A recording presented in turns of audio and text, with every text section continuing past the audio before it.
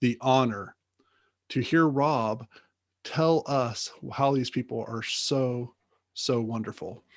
So until then, we're going to have silence, but don't think of the silence as a bad thing. Think of it as a time to improve yourself as you wait for others to help you improve.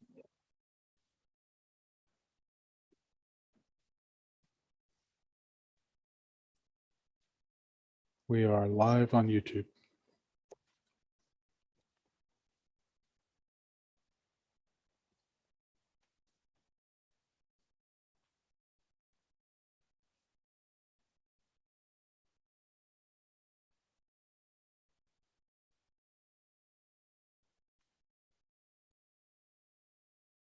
Ladies and gentlemen, boys and girls, please help me welcome the 2020 District 16 International Champion, Rob Trotter. Thank you, Mike.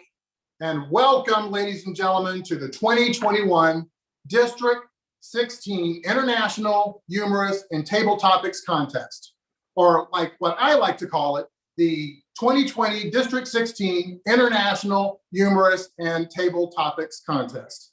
Thank you all very much for being here today. I really appreciate it. I will be your Toastmaster and host for this wonderful, extravagant event. And you know what they say about hosts? Those who can't win, host. But I kid. I did win this last year, so I know firsthand how hard, how much time, how much energy, and how much effort all these contestants have put in. And I am very, very excited to see what they have in store today. You know, we're going to see those inspirational speeches. We're going to see those humorous speeches. We're going to see people just come up with these crazy answers on the table topics. So, ladies and gentlemen, be ready. Be ready to cry. Be ready to laugh, and be ready to be amazed. And that's all before our first contestant even gets up there, because yes, I'm either that amazing where you will laugh, or not at all where you will absolutely cry. You know, and I have the broken trophy to prove it. Real quick, I just want to talk about a campaign that I've been trying to go on, and that is the name change of the word handsome. Right behind me is the picture of the most beautiful man in the world, Michael Frazanki. Just look at that glowing mane, that wonderful smile, that aura about him. And oh, when he plays the guitar. So I would really like everybody to help me on this campaign. And whenever you want to say something like, that person is really good looking, you should say, oh, that person is so Frazanki. And I'm telling you, ladies and gentlemen, that today we are going to see some Frazanki speeches. So help me along with that, please. Okay, now real quick, I do want to talk about not only the contestants, but the people behind the scenes helping the contestants, because we don't have a contest without those. And I don't know that you know this or not, but they are part of an organization. This organization is called the Wonderfully Helpful Operators Switching Technology on the Network, or for short, Houston. So if you ask me, if you hear me say Houston, do we have a problem? That is who I'm talking to. And real quick, I just want to check in with Houston, make sure that we're all good and all clear to go. So Houston, come in. Can you hear me, Houston? Yes, we can hear you, Rob. Okay, and we're good to go. Everything's all clear and clean? We hope so. Okay, good. Set for liftoff. That is wonderful. Okay, so now that I have taken all that time, I want to make sure also that I talk to the audience out here too, because you guys are here to support and help people. And that is something that I feel like we have lost in this digital age, is that connectedness that we have when we're in person. But I think I might have a way around that today. At least I want to try. We'll see how this works. So while you're there watching the contestants and supporting them, I would like you to send a candid shot, a selfie, a picture of maybe if you're with the contestant, maybe with the contestant pacing all nervous. Send that to 405-826-7746. And when we get to the conclusion of this contest during the interview part, we'll see if I can work some of those pictures in for the support. Maybe not, maybe. If not that, then maybe something on Facebook. So don't send me anything that you wouldn't want to see on Facebook. But let's give this a shot and see how many people are supporting their contestants today. Now, one final thing for the contestants and the audience, everybody has been briefed. So all policies, rules, regulations, and nutritional information has gone over with everybody. We're good to go there. All the judges have been briefed. That just leaves us to start the contest. Now, we have 6 contestants in each contest, 6 in the international, 6 in the humorous, and 6 in the table topics. I will go over the speaking order now for the international, and then we will get that ball rolling. We will give a minute of silence between each speech, and then we will give enough time after the conclusion of the international to allow all the ballots to be collected, and then we will start the humorous, where we will start it all over. For those who have never been to a contest before, I will introduce the contestant by saying their name, the title of their speech, and then their name. They have 5 to 7 minutes to complete. If they go over 7 minutes and 30 seconds, they will be disqualified. Okay, I think that's pretty much it, with the exception of the speaking order. So let's go ahead and get that out of the way. For our international speaking order, we have Kelly Michelle, speaker number 1, Susan Phillips, speaker number 2, Austin Ryan, number 3, Tabitha Pope, number 4, Kimberly Manning, number 5, and Shelley Stuchman, number 6. And I was just reminded that we also have some streaming and comments available too. So make sure that you put all your love out there in the stream as well. Okay, one more final check with Houston. Houston, did I miss anything? Are we good to go, Houston? You are good to go, sir. Thank you very much. We are clear for liftoff. So let's do a speaker check real quick. Kelly Michelle, are you there? Yes, sir, I'm here. Kelly Michelle's there. She's looking good, and I can hear her. Okay, so here we go. Kelly Michelle.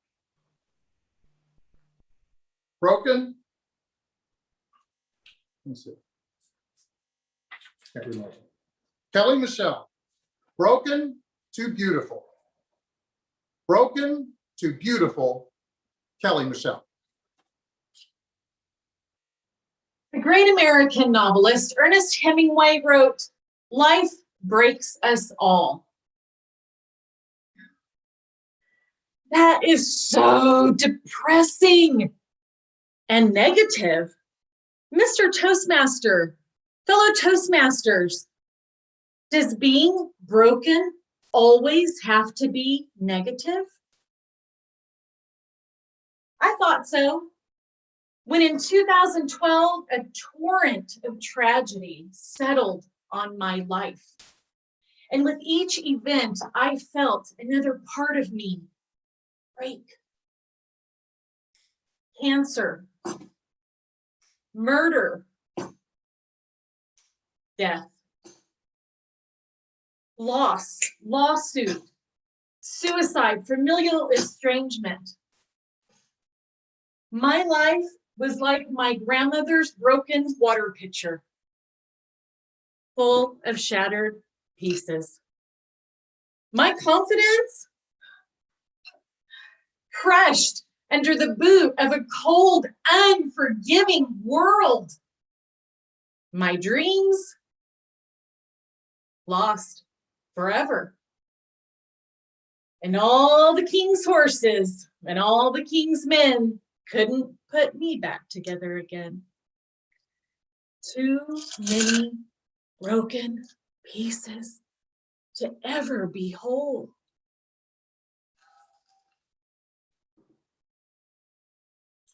No doubt you've heard misery loves company. Oh, I would have loved to have someone to talk to who was as miserable as I. I would have liked to talk to Eve. Do you know her story? She was kicked out of the Garden of Eden. One of her sons murdered the other, and she will be forever known as the woman who totally blew it for the rest of us. I couldn't talk to Eve. I didn't feel like there was anyone I could talk to. I didn't know where to go. Where could I go? Oh, where could I go? Seeking a refuge for my soul. Needing a friend to help me to the end. Where could I go but to the Lord?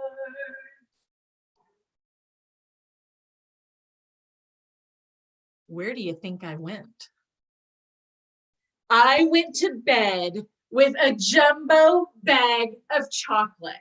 And by the end of the next 7 years, I would be hiding under the covers, a pathetic lump on a bed of chocolate wrappers. Thankfully, Mr. Hemingway went on to write, and afterwards, some are strong at the broken places. Oh, what comfort. When my tears subsided and I couldn't stand the taste of chocolate anymore, I got out of that bed, cleaned up the wrappers, and began to release the pain that had held me hostage for so long. And I learned there is a divine kind of beauty in the brokenness. I learned I could actually experience inexplicable joy if I focused on the gifts left to me.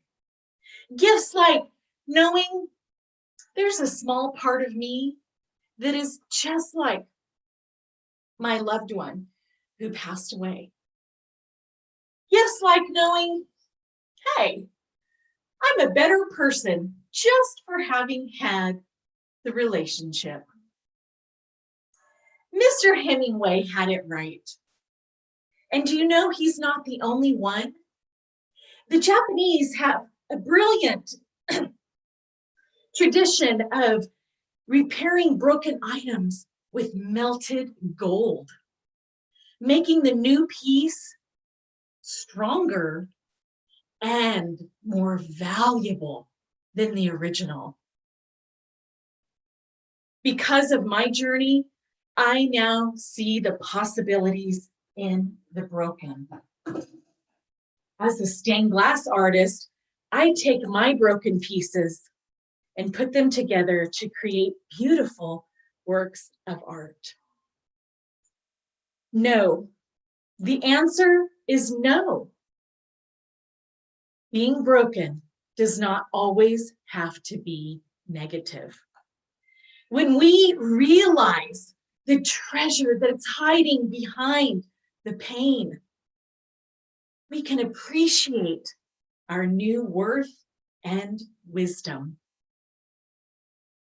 However it is you decide to take your pieces from broken to beautiful, believe with all your heart the journey you took is priceless, and you can shine through your broken places. Mr. Toastmaster. Thank you, Kelly. We'll have 1 minute of silence. Susan Phillips, are you there?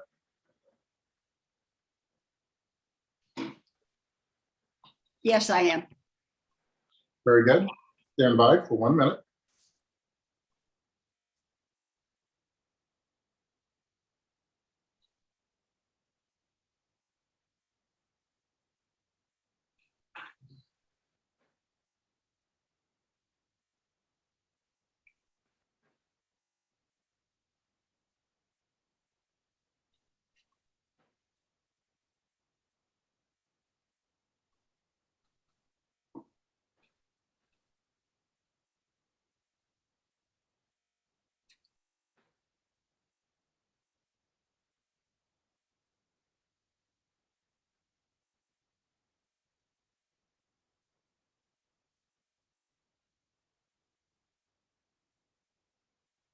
Susan Phillips. Strength, courage, resilience. Strength, courage, resilience. Susan Phillips. Mom, I hate this new school. Everybody's making fun of me. Oh, honey, I am so sorry. That must feel terrible. You know, you come from a long line of strong women. I'm confident that you're going to figure this out. Mr. Toastmaster, that was a conversation that I had with one of my daughters. Many years later, I had a similar conversation with one of my granddaughters. Granny, my best friends fight all the time. If I talk to one, the other one won't talk to me. What am I going to do? Oh, sweetheart, that is a problem. I'll bet you just wish they'd get along. You know, you come from a long line of strong women. You've got this. Now, there isn't much difference between those two conversations, except by the time I got to be a grandma, I was a lot cooler. I was using phrases like, you got this. Both of those girls needed strength, courage, and resilience. Courage to figure out what to do, and resilience to deal with the fallout. And there is always fallout. This past year has been difficult for all of us. We have needed strength, courage, and resilience, and we've dealt with a lot of fallout. As I was thinking about where we find these qualities inside ourselves, I remembered my sentence, you know, you come from a long line of strong women. I used it with my daughters, my granddaughters, but most especially with myself. And I remember that whoever heard that sentence stood up a little taller and dug a little deeper to find those qualities. Of course, I also worried. Was I lying to everybody? Did I really come from a long line of strong ancestors? So I did a little ancestral digging. Turns out that my mother's grandmother, Grandma Alexander, was born in 1845. She had 10 children on a family farm. She worked that family farm for 26 years before she died at age 91. Her mother had 15 babies on a similar family farm. You know, those two ladies taken together could have fielded a professional football team. They did it without benefit of nurses, hospitals, or special medication. Those were strong women. My mother was raised by her maiden aunt. I read about that maiden aunt in a family history book. It said she was beautiful, intelligent, and greatly beloved by the entire family, who called her Aunt Rhody. Aunt Rhody? My mom and I called her Aunt Rhoda. But fine, Aunt Rhody it is. The book told me she was born in 1873. At those days, you know, 1873, people married, they had children, they worked on a family farm, but they never worked outside the farm. Her beau died in the early 1900s of a horse accident. So did Aunt Rhody go out and look for a new beau? No, she did not. She enrolled in nursing school. She graduated in 1906. That's a copy of her diploma. She worked as a nurse for about a decade until her asthma became too difficult to control. About the same time, her youngest brother, my Grandpa Gene, came to her and asked, "Would you help me raise my baby girl, my mom?" She said yes, and the rest is history. When I was a little girl, I visited that tiny house where Aunt Rhoda raised my mom. I remember the smell. Oh, it was acrid, smoky. I never understood what that was all about. Recently, I learned that asthma sufferers in those days burnt poisonous belladonna, and they breathed in that smoke to control the spasms. Huh. My Aunt Rhody lived to be 85. Can you imagine even breathing in all that poisonous smoke? When my mom was 21, she married my dad, and the two of them left the protective cocoon of the Pennsylvania farmlands and moved all the way out west to Iowa. My goodness, when I was 12, my mom went to college. She became a school teacher, all the while being a dutiful preacher's wife. So, did I come from a long line of strong women? I think the answer is yes. But my stories could be the stories of anyone who is here now. How do I know? Because if your families hadn't had courage, strength, and resilience, your families would have died out and you wouldn't be here now. I had a lot of fun looking up my family history. I suspect you would enjoy looking up yours, but it's not really necessary. All we need to understand is that we are here today because we come from sturdy stock. And I think we can access that. I believe that the strength of our ancestors is coursing through us. It's in our bloodstreams. It's in our ancient memories. It's in our DNA. Now, we've had a difficult year, no doubt. I do not know if the coming year is going to be difficult, but I do know that all of us are going to face difficult times as we progress through our lives. I think it would help us to be able to draw on the strength of our ancestors. So at those difficult times, how about we shout out to ourselves, hey, you come from a long line of strong ancestors, you got this. Mr. Toastmaster.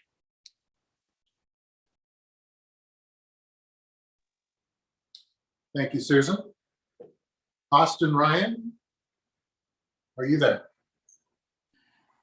Mr. Contest Chair, I'm here. Very good. Let's give 1 minute of silence.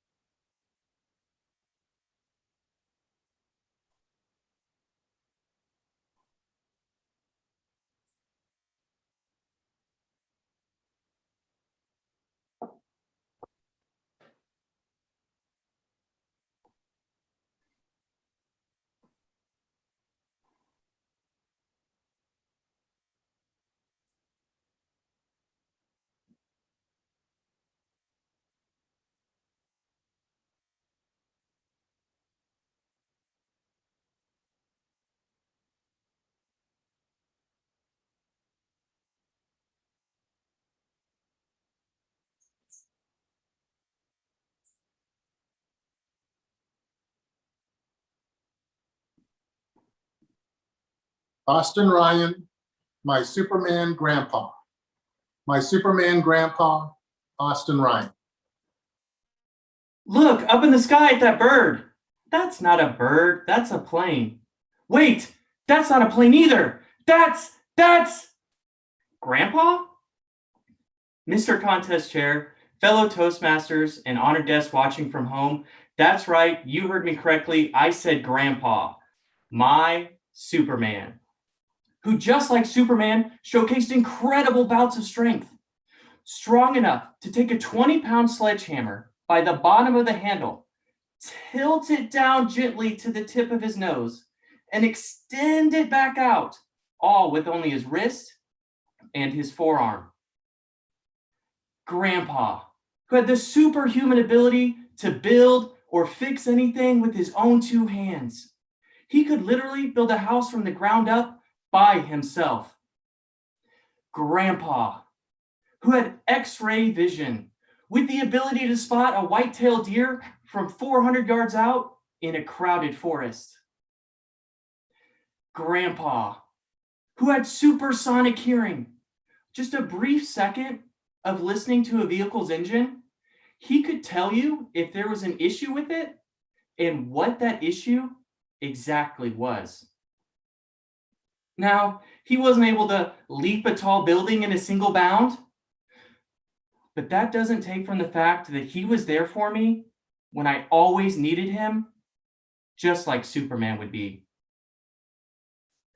Through 15 years of playing multiple sports, 15 years, he never missed a single game. That goes birthdays, graduations, holidays, you name it, he was there for it.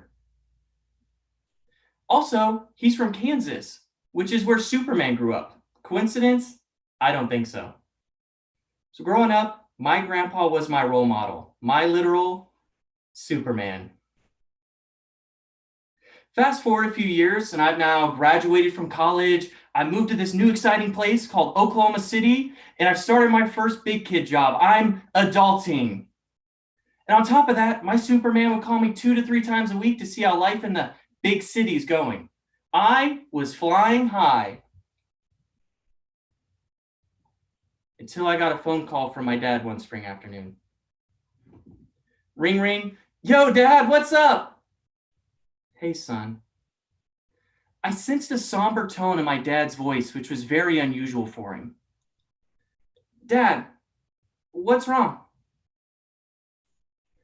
The next 3 words that my dad would say would change my life forever.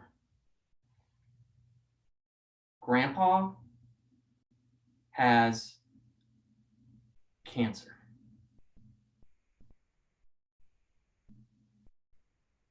I became hysterical. What? No way. He's Superman, right? He's invincible. There's nothing that can stop him. It turns out my grandpa had his own kryptonite, and his was in the form of non-Hodgkin's lymphoma. For the next year, I watched my Superman battle his kryptonite day in and day out, and I saw the toll that battle took on both his body and his mind. After a year of this, coupled with unsuccessful chemotherapy, the doctors broke us the news. The cancer, it was going to win. And our time together was going to come to an end. Now, I tell you this story not to make you sad, but to set the stage for a conversation I was about to have with my Superman that I will never forget. It is seared into my mind as if it was an out-of-body experience and I was video recording our conversation. In our last few weeks together, we like to cruise the country roads, taking in nature's beauty and enjoying each other's company. Normally, the mood was light and cheerful, but in one instance, my grandpa got serious. He looked me dead in the eyes and said, Austin, there's something I have to tell you. This is what he said to me. There's a lot of things I was still wanting to do in life, and a lot of places I was wanting to take your grandma. I was waiting until I retired so I have more time to do those things. I realized over the last couple months, I'm not going to get the opportunity to cross those things off my list. If there's one thing that you learned from me, let it be this. Don't wait to live your life. If there's things you want to do or places you want to go, do them now. If you wait, you may not get the opportunity to, like me.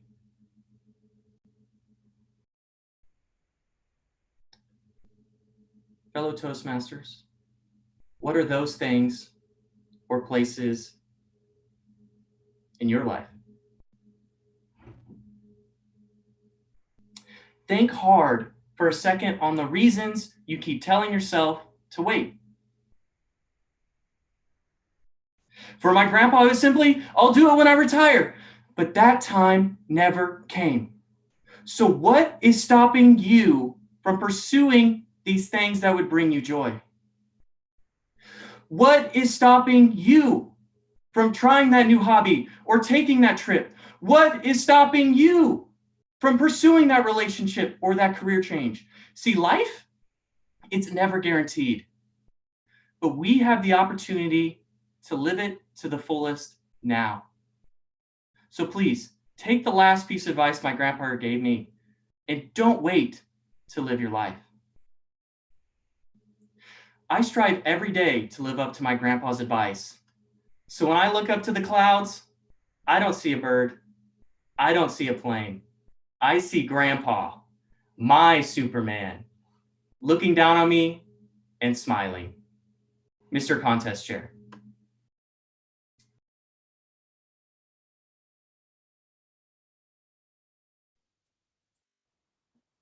Thank you. Tabitha Pope, are you there? Yes, Mr. Contest Chair. All right. Toastmaster. Let's give it 1 minute of silence.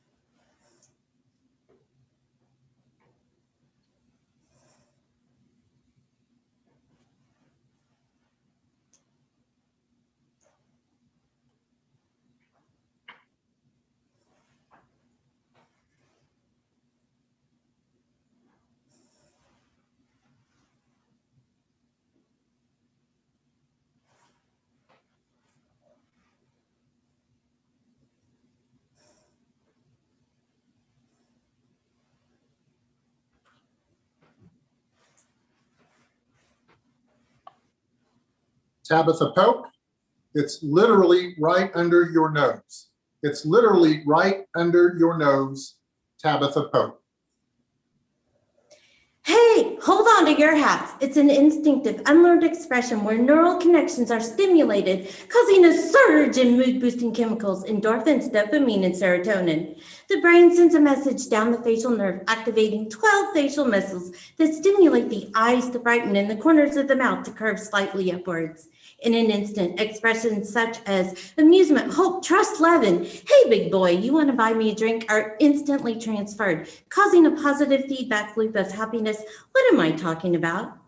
A smile, of course. Mr. Contest Chair, fellow Toastmasters, and friends, the most universally recognized gift that costs you nothing is a smile. When put into action, it can make you look fabulous and feel good too. It can also leave a positive impact in this world. Ever wonder where and why its location? Well, it's literally found right under your nose, going everywhere you go, and there's good reason for that. Speaking of traveling, my parents sent me to boarding school when I was 16 years old. Now, why they sent me to boarding school is a speech for another time, but this school had a study abroad program. I was in Steamboat Springs, Colorado, and found myself in SEPTA, North Africa. And that's where I learned a very powerful lesson about the power of a smile. Traveling through dim, dark streets, through twists and turns, there were children everywhere. Hands outstretched, eyes gazing upward. They were speaking, but I couldn't understand them. Only the sadness in those eyes and that around them. People with disabilities lie in the streets and people walked over and around and even on them as if they were invaluable as trash. Men stood proud and strong with weapons protecting who knows what. The smells, the sounds, the chaos, truly overwhelming, especially for this girl from rural Oklahoma whose backyard is waves of golden wheat. Now, in the middle of all this chaos, I see this woman smiling at me. Her smile was angelic. It was the most beautiful smile I'd ever seen. It beamed, it beckoned, and it drew me to her. I walked in her cafe and we had the amazing conversation going on, but I didn't understand a single word. Yet in that space and in that moment, I had the most powerful conversation I'd ever had with anyone, and it was all through smiles. Oh yeah, there was a delicious plate of churros. You You know, a smile can soften a tense moment and it can lighten a mood. It can be a lifeline to someone who's suffering. And it can leave the hugest impact on someone's life. And this is what happened to a guy named Michael down in Louisville. Now, Michael, his wife had divorced him. He'd lost his job all within a matter of months. He was down and depressed. One day, he decided that he was going to go to Wendy's and get a cheeseburger. And this is because everybody knows a double bacon cheeseburger and a Frosty will take the sting out of anything. So Michael pulls up to the window. He looks up and he sees this woman smiling at him, and he was changed. He took the cheeseburgers. He asked her to take a picture with the two of them smiling in that moment. His life was redirected. He goes on to create the Smile Project, whose motto it is, be the reason someone smiles today. Now, as we know, smiles appear and smiles disappear. As for me, I lost my smile due to a brain tumor, and I really struggled with that. I didn't handle that well. I didn't know how to express myself anymore, and I didn't look the way I wanted. Tell me, how is it someone can genuinely smile after a huge loss like that?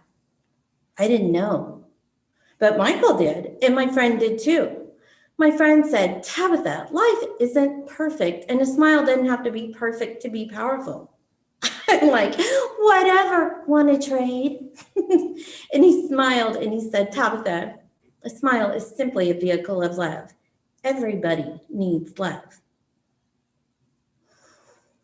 A smile, even a crooked one, is a precious gift from God. It is a bright light that needs to shine in this world. And you know, this little bright light, this crooked light of mine is shining LED style everywhere it goes. Speaking of lights, you know, children smile some 400 times a day and adults, maybe 40. It makes you understand why the world's so sad and we love being around children. Here's the facts. You can lose your purse, your keys, and your wallet, and you can lose your smile. But you don't really ever lose your smile. You see, tomorrow's a new day and a smile's on its way. It doesn't matter whether you're from Oklahoma or Africa, it's universally recognized. So here's the lesson, my friends. You have a powerful vehicle of love right under your nose, and it can change people's lives. So smile big, smile often, and the world will smile with you. Mr. Contest Chair. Thank you, Tabitha. Kimberly Manning, are you set? Yes. Okay, I can see you, I can hear you. Let's give 1 minute of silence, please.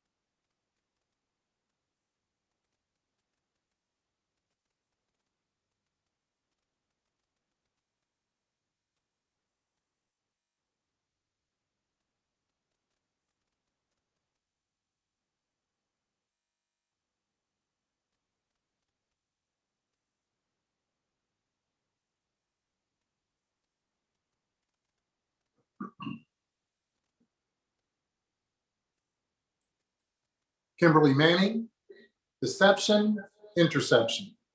Deception, interception, Kimberly Manning. Ladies and gentlemen, I am a liar. And I just lied to you because I'm not really a liar, but I would imagine not being a liar is something that a liar would lie about. Mr. Contest Chair, fellow Toastmasters, and guests, I am going to go out on a limb and say that many of you, possibly even all of you, have at some point in your lives told a lie. Now, it may have been a lie of self-preservation when you were only 4 years old, as you looked up at your mother with chocolate spread across your fingers and your face, and you said to her, "No, Mom, I didn't touch the cake." Or perhaps you were an adult and you told a little white lie just to preserve the feelings of a friend. "Karen, calm down."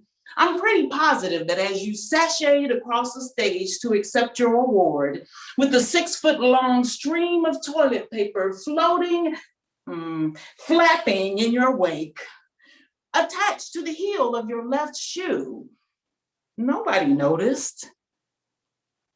Now, both of those examples could be considered benign. As a matter of fact, the first one was a wonderful opportunity for a parent to extol upon their young child the benefits and virtues of telling the truth. The second example, though it may not have been the best way to handle the situation, it was obvious that the liar had the benefit of the liee in mind. But there are more serious, manipulative, and even downright diabolical lies. Lies that have separated people from their life savings. Lies that have ruined relationships and reputations. And in some circles, lies that have resulted in wrongful incarceration or even death. So I'm going to go out on yet another limb and say that many of you, possibly all of you, might agree that the majority of lies are utterly unacceptable.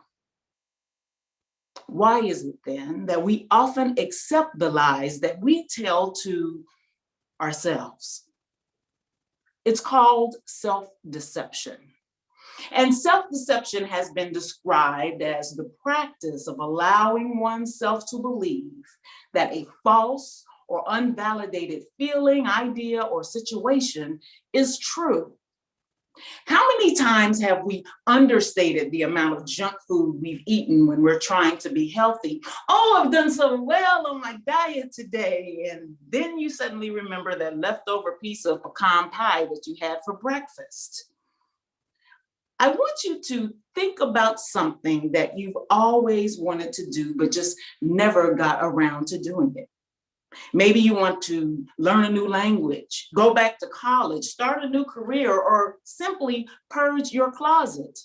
You know, that task that you've been putting off because this year is finally going to be the year that you finally squeeze back into those bell bottoms. Why do you think that you have not been able to accomplish those goals? I believe it boils down to a general case of self-deception. We often tell ourselves these little lies that keep us from doing the things that we want to do.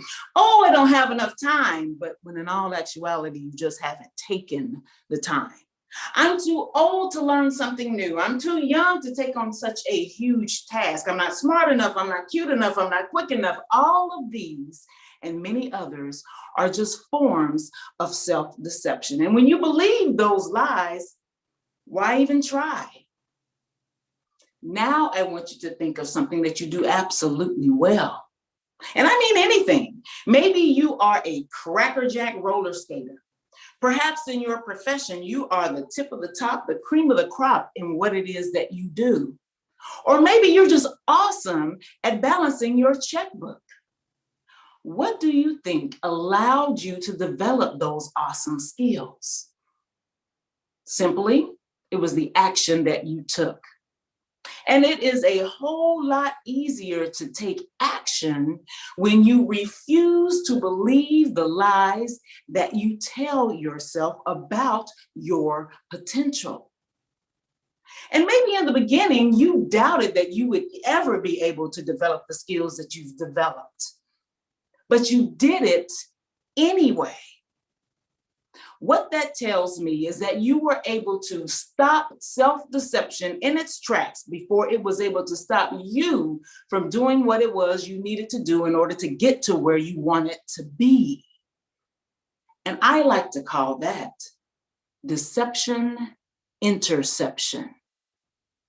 If you are interested in practicing deception interception in your daily life, so that you can more effectively accomplish tasks, reach goals, and realize your dreams, here are 3 truths that you need to keep in mind.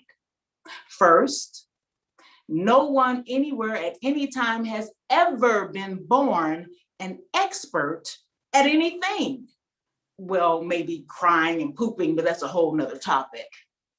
Secondly, it is okay that your first, second, third, fourth, or fifth try is flawed. It takes time to develop, so don't let that discourage you. And last but not least, if you are serious about purging that closet, you have to be open to the idea that this year just may not be the year that you finally squeeze back into those bell bottoms. And even if you were able to get your behind back in those pants, it's likely that that particular style might not roll back around again for another 15 to 20 years. You can believe me, I wouldn't lie to you, Mr. Contest Chair.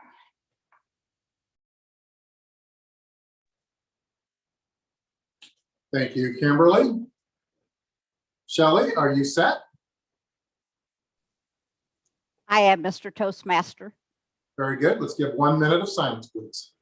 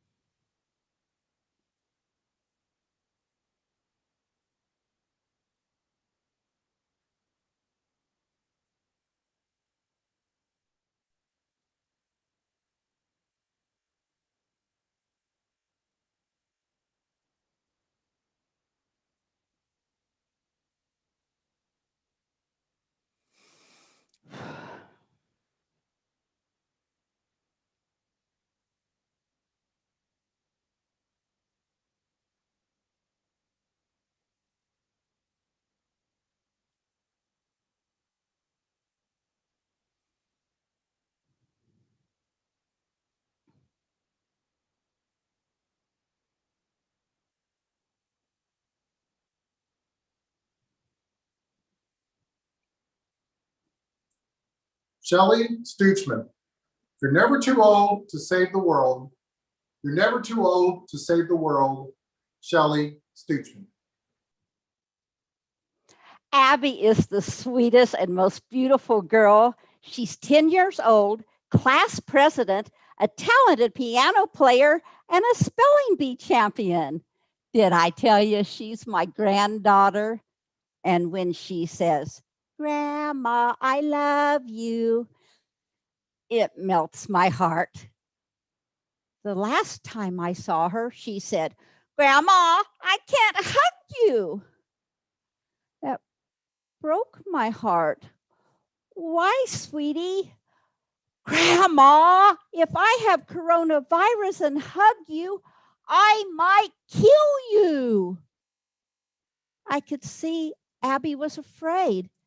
How many children in this world are afraid to hug their grandmothers? Rather than stay paralyzed by fear during this pandemic, I knew I must do something, but what? Contest chair? Fellow Toastmasters? Honored guests? Thus began my quest to find out what a 65-year-old grandmother could do. I surfed the web and saw an ad for Moderna. Moderna was looking for 30,000 test subjects to take the COVID-19 vaccine. They were especially interested in senior citizens. This was it. Nervous and excited, I dialed the number. Almost immediately, I was asked a checklist of medical questions. I qualified for the next step. The following week, I was scheduled to go to the Lynn Institute of Science. I called Abby's dad, my son. I knew he'd be proud of me. "Mom, it's risky. I don't want you to do it. I'll pay you $1,000 not to volunteer."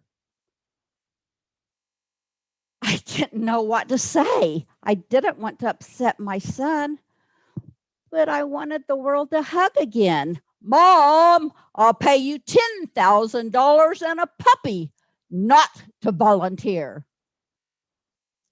Son, your grandfather was willing to risk his life in World War II. The war on COVID-19 is my time to step up to the plate. The big day had come. I passed all the requirements at the Lynn Institute, and I was now an official test guinea pig. I found out they needed more test subjects. I said I would help by putting the information on my Facebook page. Ding, ding, ding went my inbox filling immediately. I could not believe what I was reading as I was scrolling through my messages. That is where I learned there were a lot of opposing views to the vaccine, and many people were concerned about me taking an experimental drug. They sent me tons of information. I pored over it, and when I read it, I felt afraid. Then there were the hate messages. You're selling your soul. One lady told me I would turn into half human, half animal. Now the naughty side of me, next time I see her, I think I'll shake my booty and instead of saying hello, give a little woof woof. I work in a retirement village. I was watching the pandemic unfold in the forms of fear, isolation, depression, death. I walked into the office of the chaplain where I work. Chaplain Marcia and I had become good friends. She was sitting at her desk, her chin dropped to her chest, her eyes closed. I couldn't tell if she was praying or if she was dead. I moved closer. I couldn't see her chest rising or falling. I put my ear to her nose. Ah! Shelley! She screamed.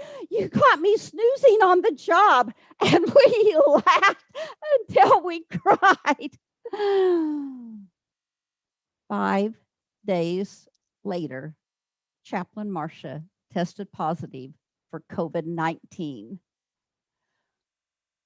4 days later, she was dead. COVID-19 had just punched me in the gut. 4 weeks had passed. It was time for my second injection. I had some flu-like symptoms. I went to the mirror to check for side effects. Nope, no horns, no tail. I looked closer. Nope, I hadn't grown younger or better looking either. I remember as a child standing in line for my polio vaccine. My mother bent over, took my hand, and whispered, Shelley, I'm so glad they have this vaccine for you to take. I'll never have to worry about you having polio like I did. Now that the COVID-19 vaccine is available and many people have taken it, next time I see Abby, I'm going to embrace her and whisper, Abby, I'm so glad they have this vaccine. Now you don't have to be afraid to hug. For Chaplain Marcia, the rollout of the vaccine came too late. For the rest of us, there is hope. Over 139 million people worldwide have tested positive for COVID-19. Over 3 million people have died. Remember, you're never too old to help save the world or give a hug or two. Contest chair.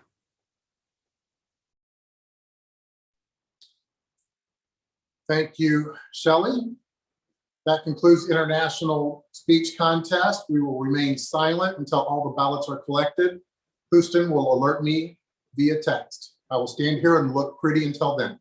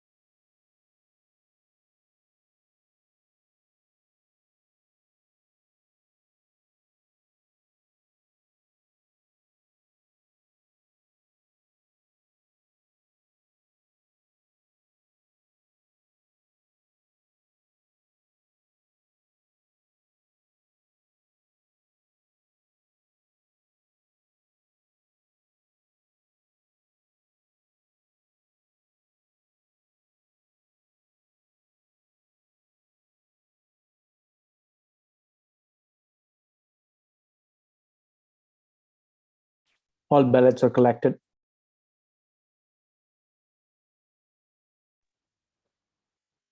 Oh, goodness, that was incredible. All those inspirational and international speeches. I am exhausted. And I don't know about you, but that minute of silence in between is just, seems like forever. In person, it seems like a long time. But I tell you, on virtual, it seems like an eternity. Thank goodness you've got something as presonky as me to stare at during that long meeting. And after all of that emotional, uplifting, I just am in the mood. Plus all my lame jokes, it's time for some humorous, for real humor. And first off, we need to go over the humorous order. So let me go through that. Jose Andrada is first. Kara Uten is second. Michael Phillips, third. Maurice Miles, fourth. Anthony Raj, fifth. And Derek Bullard is sixth. Couple of things. If you still have some pictures out there that you want to send to me, someone's getting a lot of love and everybody else is not getting much. So we can do that, or we don't have to, but if you want to, send those pictures to me at this phone number. Now, I did get a couple of phone calls that I think might be judges or something. You'll need to call Mike McVeigh on that. He did provide the number at the beginning of this. That for right now is all I have. I think it's about time to start. So Andre, are you there? Mr. Contest Chair, I'm here. Thank you, Jose. Okay. Jose Andrada, your camera is on. Your camera is on, Jose Andrada. Last Friday, I got ready and hopped on a Zoom call. We started introductions when a guy named Jerry popped on without a shirt. You heard it correctly, without a shirt. You could see his massive belly. He was not frisonky at all. At first, I thought we were getting Zoom bombed. He was doing this move while drinking margarita. But no worries. It turned out that he was a manager and had no idea we could see him. I don't know what happened there, but know that in Zoom, as in life, you never know what you're gonna get. Technology is making communication so incredibly fun. Zoom calls are all the rage with cat filters and video backgrounds. But if you don't know how to use it, you could end up like Jerry. He had no idea. Mr. Contest Chair, fellow Toastmasters, and anyone who has seen a Zoom fail and thought, I don't want to be next. This one is for you. One might think video conferencing doesn't demand the same level of refinement, dress code, and etiquette an in-person meeting does. But consider the visual impact very much exists. In fact, it is amplified. For instance, I was in a large Zoom call with 80 plus people, listening to this antitrust attorney talk about this and talk about that, when a lady started talking to her cat. Yes, her cat. She did not mute or turn off her video. We could hear and see everything. She said to the cat, "Hello, Mrs. Dolly Parton. Do you want to fly?" Everyone peeled their eyes wide open. You can see some of the dark screens turn back on and phones beginning to pop up. This was going to be a good moment. She grabbed the cat and threw the cat in the air.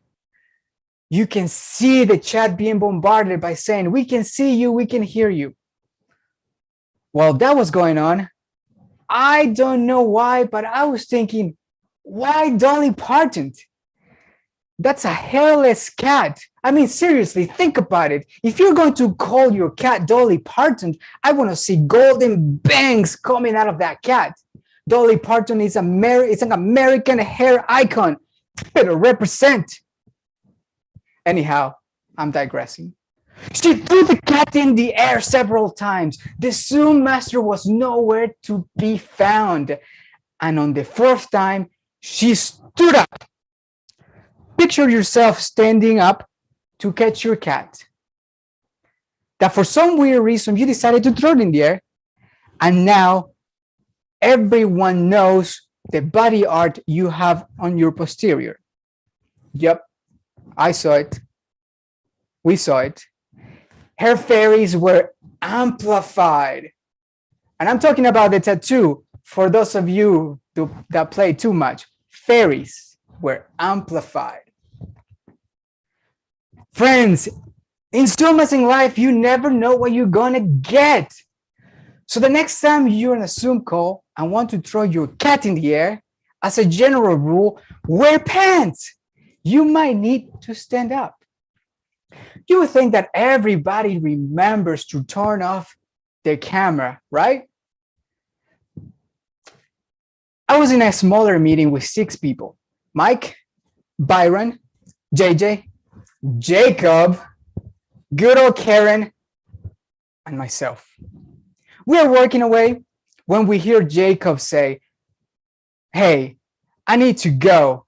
We saw him stand up quickly and then walk to the back of the room. Karen said, Jacob, turn off your camera." No response. You can see him move about the room, getting things, getting some articles of clothing, getting some tissues, and a bottle of lotion.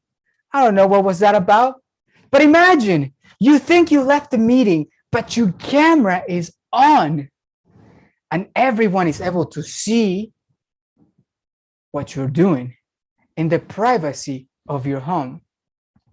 "Jacob, your camera is on," yelled JJ. He could not hear us. Then we saw this lady walk into the frame. She took off her jacket, and as she walked towards the couch, she tripped over the table and her wig fell off. Now everyone was looking at the screen. We were still trying to get a hold of Jacob, but no response. So 10 seconds in, and the lady was taking off more than her wig. 20 seconds in, and more articles of clothing were on the ground. 30 seconds in, and JJ screamed, "Oh, hell no," and logged off. I stayed. Byron kept blasting Jacob over the phone, trying to get a hold of him. Nothing, nada. At least it was not broadcasted on YouTube. 55 seconds in, and Jacob was wearing a wig and heels. 1 minute in, and we heard the lady say in the deepest voice you can imagine, "Are you sure your camera is off?" Mr. Contest Chair, fellow Zoom users, your camera is on unless you turn it off. Jacob is all good. We learned a bit more about his life. But when you think your video is off, get to the habit of double checking it. Especially if you have fairies you don't want anyone to see when you throw your cat up into the air. And don't call your cat Dolly Parton if he doesn't have any hair. Remember, the visual impact is amplified. And sometimes it could be a good thing, because I'm a little taller right now. When your camera is on, be at your best. Dress for the occasion. Wear pants. And don't be surprised if you see a Jacob or a cat lady, because in Zoom as in life, you never know what you're going to get.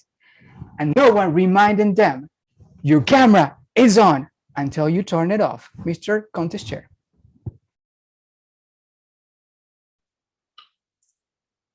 Thank you, Jose. Kara, are you set? I am indeed. Very good. I can see and I can hear you. Let's give it 1 minute of silence, please.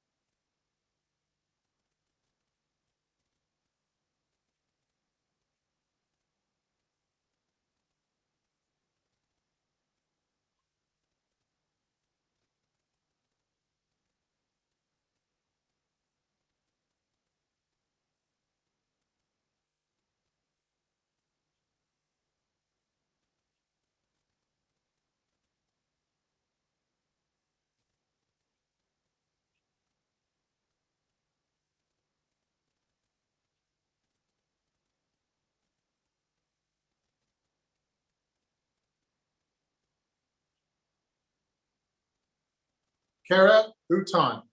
Awkward moments. Awkward moments. Kara Houghton. Thank you, Mr. Contest Chair.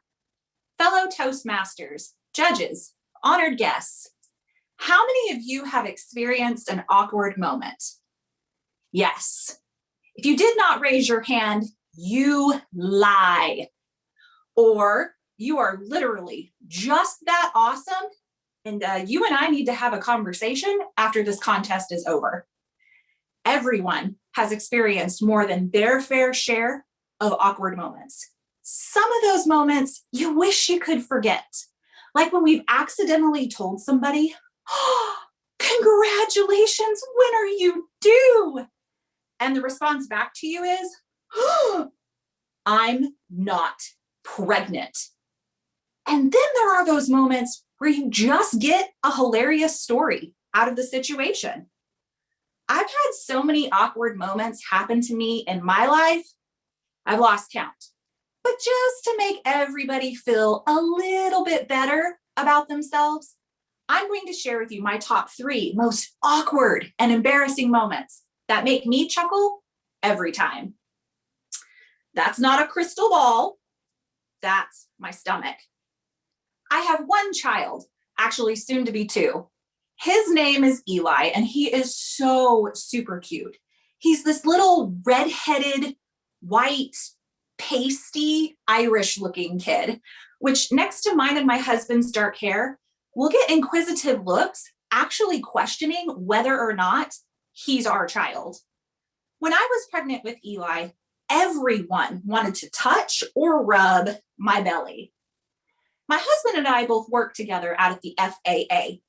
No, that's not short for Future Farmers of America. It's the Federal Aviation Administration. Because we both work together, we get to have lunch together every day, which is super convenient. Now we keep things very professional at work. No touching, hugging, kissing, no PDA of any kind. One day, after we had finished lunch, I was about 5 or 6 months pregnant at this point. We'd finished eating and I took my dishes to the kitchen sink. And as I'm washing my dishes, I feel 2 hands creep around and rest on my belly.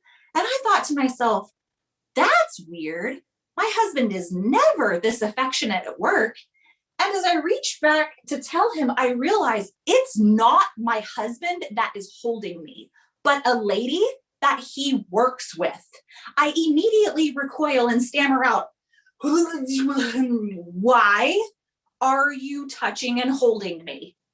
And her response back to me was, I'm so sorry. I just wanted to hold you. Super inappropriate. TMI with an RDH. The GOV love their TLAs. Google those acronyms later. The last 3 or 4 times I've gone in to have my 6-month dental cleaning, I've had the same nice young male dental hygienist. And we've talked about everything from books to movies, careers, family. And by talk, what I mean is he's the one talking and my mouth is wide open as he's cleaning it. I will try to respond, but I end up gagging on my own spit. So it's really just a one-sided conversation with him talking and me nodding my head in tow. The visit started out normal enough. He had asked me about my son because he knows that I have a son. "Oh, how is your son Eli doing?" "Oh, he is good." "Is your son into trucks? Because my son super into trucks." "Oh yeah, too."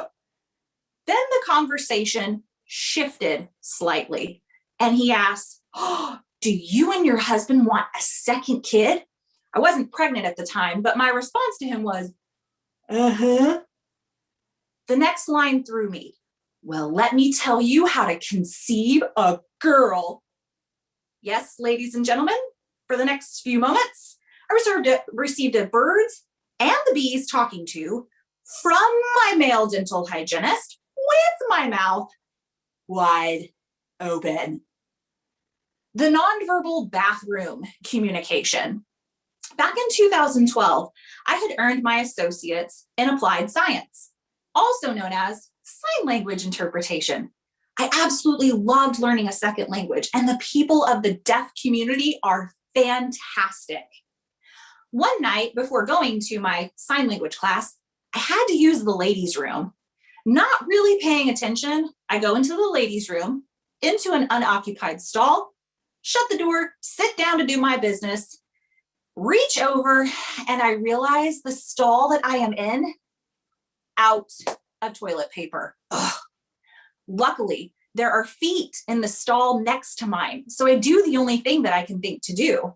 I knock and say, "Hey, I'm so sorry to bother you, but could you please pass over some toilet paper? I'm out." Dead silence. Maybe she didn't hear me. I'll try again. "Hey, so sorry to bother you, but could you please pass over some toilet paper? I'm out." Again, nothing. Realization hits me. She's deaf. I stick my hand underneath the stall and I sign, "Hello." She signs back, "Hello. Toilet paper, please. I'm out." "Oh, sure. Hang on a second." I hear rustling, and then sweet salvation in the form of toilet paper shows up underneath my stall. I thank her for the toilet paper, finish my business, get out of there. The next night on my way to class, I recognize a deaf friend in the hall and I sign, "Hello, how are you doing?" And she signs back, "Any bathroom problems recently?" I'm mortified. "How did you know it was me?"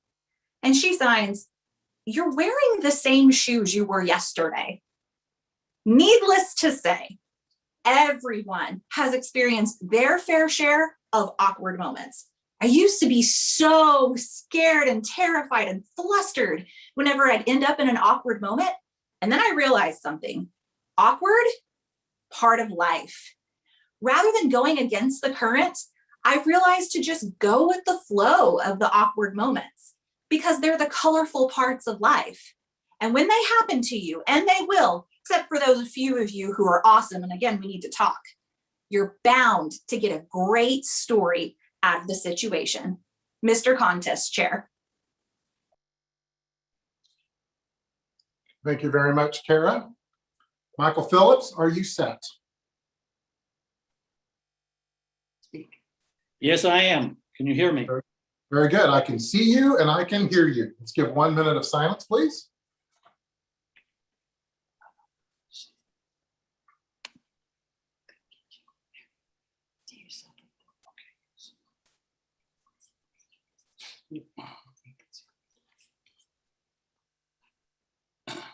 Susan, you are in the frame. You might just scoot over. Just there you go.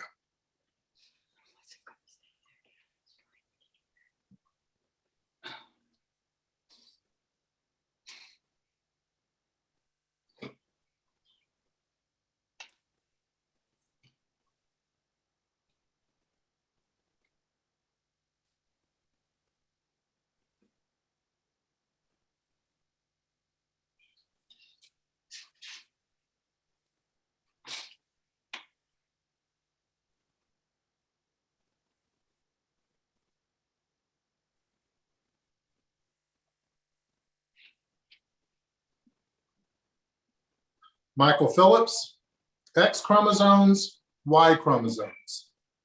X chromosomes, Y chromosomes, Michael Phillips. Mr. Toastmaster, fellow Toastmasters, I have done an in-depth comprehensive study into the effects of X chromosomes and Y chromosomes on human development. Now, some people have complained that I have no credibility when it comes to doing a psychological study, but I want to set the record straight on that one. My wife is a psychologist. My stepdaughter is a psychologist. My stepdaughter's boyfriend is a psychologist. And that, ladies and gentlemen, 1, 2, 3, that is the trifecta of credibility when it comes to doing a psychological study. And let's get an understanding. The XX chromosomes, that's a woman. XY chromosome, that's a man. And here's some of the things that I have discovered. The sense of smell is not equally important to both sides. A woman cares much more about the sense of smell than men do. I know this because I'm out in the yard doing some yard work. It's a hot day. I'm in the sun and I'm drenched in sweat. So I go inside to cool off. And my wife comes home at that time. And she walks in the door. She's sniffing the air. And just before she gets to me, she says, "What is that?" Then she sees me. And she just glares at me. She says, "Really? Really? What's the problem?" I don't see a problem. Another thing I've discovered that is different between men and women, if you have two X chromosomes, you have a drastic need for pillows in your life. If you're an XY and you show that XY person a double bed with two pillows, one pillow for each person who's going to be sleeping in that bed, that XY is going to look at that bed and those pillows and say, "That's just right." The XX in his life is going to look at the same bed and say, "Look at all that empty space. That could be filled with pillows." And soon it is filled with pillows. And we still have pillows coming into the house. But there's a sofa in the living room, not to worry. It's a sofa big enough to seat a medium-sized family. And soon she's got those filled with pillows also. And she's still going out and buying more pillows. I think she's been to the pillow store and she comes in, she has a big handful of pillows and she's looking around, no place to put the pillows. And she says, "I think we need another sofa." Now, some men would make a mistake at this point. It's the XY in them that makes them do this. They say, "Honey, either those pillows go or I go." Gentlemen, I want to suggest that you don't say that. That would be a terrible mistake. You would not like the way that conversation ends. The most important thing I discovered in my study is that the X chromosome is the memory chromosome. If you have two X chromosomes, you have a memory that is probably better than a computer. You couldn't forget something if you tried. That XY chromosome that the man has, he can remember things because he has that X chromosome, but soon that Y chromosome is going to erase it. So when an XX and an XY form a relationship, it's just natural that the XX is going to be given the responsibility of remembering things. And the XY has to rely on that XX to help him remember all the things that are important, even things that are not so important. And here's what happens. It's tragic. Sometimes that XX is not going to be as honest as she needs to be. Let's just be truthful about it. Here's what happens. I'm relaxing in my lazy boy. It's Saturday morning. My wife walks in the room and she says, "Are you going to go dressed like that?" And I said, "Go where?" And she rolls her eyes the way she does when I have forgotten something. And she says, "Yesterday we had a long conversation. I told you all about the play that we were going to go to this afternoon. I described the whole play to you. And you said, 'That sounds like fun.'" And I didn't remember any part of it. So I said, "Would you please explain what's going to happen in this play again, because I can't remember what happened yesterday." And she began to describe it. And I listened for a few minutes, but then finally I had to say, "Time out, time out. Something's wrong here. You're telling me that this afternoon we're going to a play and we're going to watch adults prancing around on a stage, and those adults are going to be dressed to look like cats, and they're going to be reciting poetry to each other, and they're going to be singing to each other, and they're going to be meowing at each other. And I told you that sounds like fun, because it doesn't sound like fun now. I think you're making this up. Furthermore, I'm not going to your play. How do you like that? And she waited a minute or two, and then she said, go put on a pair of slacks and a dress shirt. You're going to make us late. So I started thinking, I could broaden my horizons here. I might learn some things. I know the description of that place sounds terrible, but maybe it won't be so bad. So I went to the play, and now I can tell you about it. It's awful. It's the worst. You're going to hate that play. It's terrible. It's painful. You're going to hate it. Unless, of course, you're an XX. If you're an XX, you might think it's fun. Mr. Toastmaster. Thank you, Michael. Maurice Miles, are you set? Yes. Can you see me? Very good. I can see you. I can hear you. Let's give 1 minute of silence.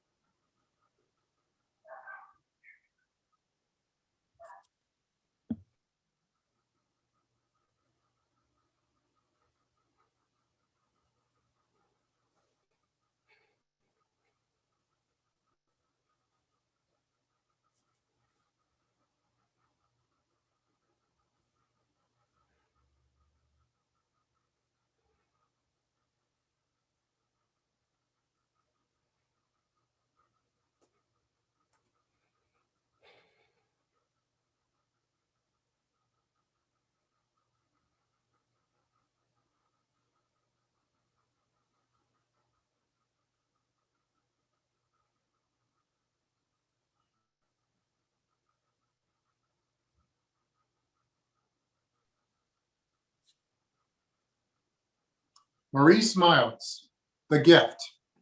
The Gift, Maurice Miles. Thank you, Mr. Contest Chair, fellow Toastmasters, and guests. The other day, I was thinking of all the gifted people that I see every day. Day in, day out, they seem to be doing something extraordinary. And I started thinking, I don't recall doing anything extraordinary. What's my gift? I have a problem thinking about why don't I have a gift? I'm not a candidate for the Nobel Peace Prize. Can't slam dunk a basketball. And I'm not rich. Now, this sort of thinking always gets me in a tizzy, and as a consequence, I need to go somewhere to relax. So I go down to the beach to relax. There I am in this Mack truck in a tube, floating, and the gentle waves of the Lake Michigan waters is rocking me into a sort of a state of bliss. Now, bliss to me is I'm half awake and I'm falling slowly into a state of slumber. Boom! And the next thing I know, I am 15 feet underwater, trying to gather my wits about me. I see in the distance a torpedo-like object moving toward me. And as it gets a little closer, that's a shark! And the gleam in his eyes seemed to be saying, lunch is about to be served. Now, I have no idea where this came from, but something welled up inside of me, and I just said, stop! Turn around! Now, that shark went from a horizontal dive position to a vertical screeching halt and turned around and did 180 and was gone. Now, two things occurred to me at that moment. One, I could talk underwater. And two, I found my gift. I was a shark whisperer. As I made my way back to the shore, the crowd was there and they started applauding. They had seen the shark fin. They heard the explosion of my inner tube, and they all thought I was a goner. Oh, I know what you're thinking. Say, Maurice, there are no sharks in Lake Michigan. You're right. Not anymore. See, the 5 governors of the 5 Great Lakes commissioned me to take them all out to sea. And that's what I was doing. And it was such a magnificent sight seeing those sharks diving over Niagara Falls. And that's when it occurred to me, why don't I have a shark petting zoo? Families could come out on the weekends and pet the sharks and so forth. Well, unfortunately, the insurance underwriters and the lawyers had a little problem with that. And they were worried about someone getting injured. I said, not to worry. We pulled the shark's teeth and put rubber implants in. And they went back into a huddle again. And while they were doing that, it occurred to me, I could probably use another headliner, like petting zoo for alligators and crocodiles. And I knew down in the Florida Everglades, they coexisted. So I'll go down to the Florida Everglades to see if I could find some. And I'm walking along, and there they are, 2 side by side, alligator, crocodile. They seem to be sleeping. So I say, wake up! Nothing happened. So I said it a little loud, wake up! Still nothing happened. So I start splashing around in the water, and at that moment, 2 pairs of eyes go click. And I said, uh-oh, I recognize that. It's like lunch is about to be served. And they started toward me, and I give them the command, stop. They kept coming. I said, stop. They still kept coming. Now, I'm no fool. It took me less than a nanosecond to realize 2 things. 1, those creatures are hard of hearing, or they don't understand English. Well, this was not the time to debate the issue, so I take off running, and they're right on my heels. And fortunately for me, there's this cypress branch, and I jump up and I grab this cypress branch, and as I'm swaying, this branch says, do I go snap, crackle, pop, or do I just bend to the pull of gravity because this dude is heavy? And that's when I have this revelation. Maurice, you should not use your gift beyond its intended purpose, because you might find yourself clinging to a branch where 2 hungry creatures are waiting for lunch to drop in. And that's when it happened. Snap, crackle, pop. There I was, still in my inner tube. I woke up. It was a dream. And as I'm making myself back to the shores, I was wondering, now I wonder what that dream meant to me. Back in my head, the voice came back and said, fool, it means you better stay out of the water. Well, that's thoughtful. And then I was thinking, but what about the gift? I said, okay, I'll ponder that over lunch. Mr. Contest Chair. Thank you, Maurice. Anthony Raj, are you set? Yes, Mr. Toastmaster, I'm ready. Very good. I can hear you. I can see you. Let's give 1 minute of silence.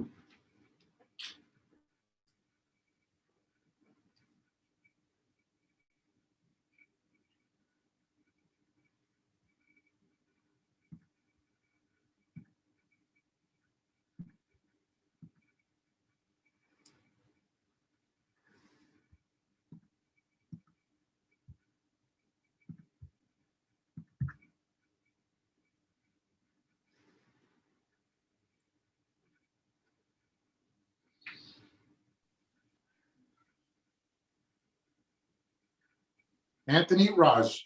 I'm always anxious. I'm always anxious. Anthony Raj. In the movie The Avengers, there is a scene in which Captain America tells Dr. Banner, I think it's time to get angry. Dr. Banner's response is, that's my secret. I'm always angry, and instantly turns into this incredible Hulk and fights off the bad guys. Yay! I have something in common with the Hulk. Not the physical part, of course. People see me as calm and collected, and I may even come across as being laid back at times.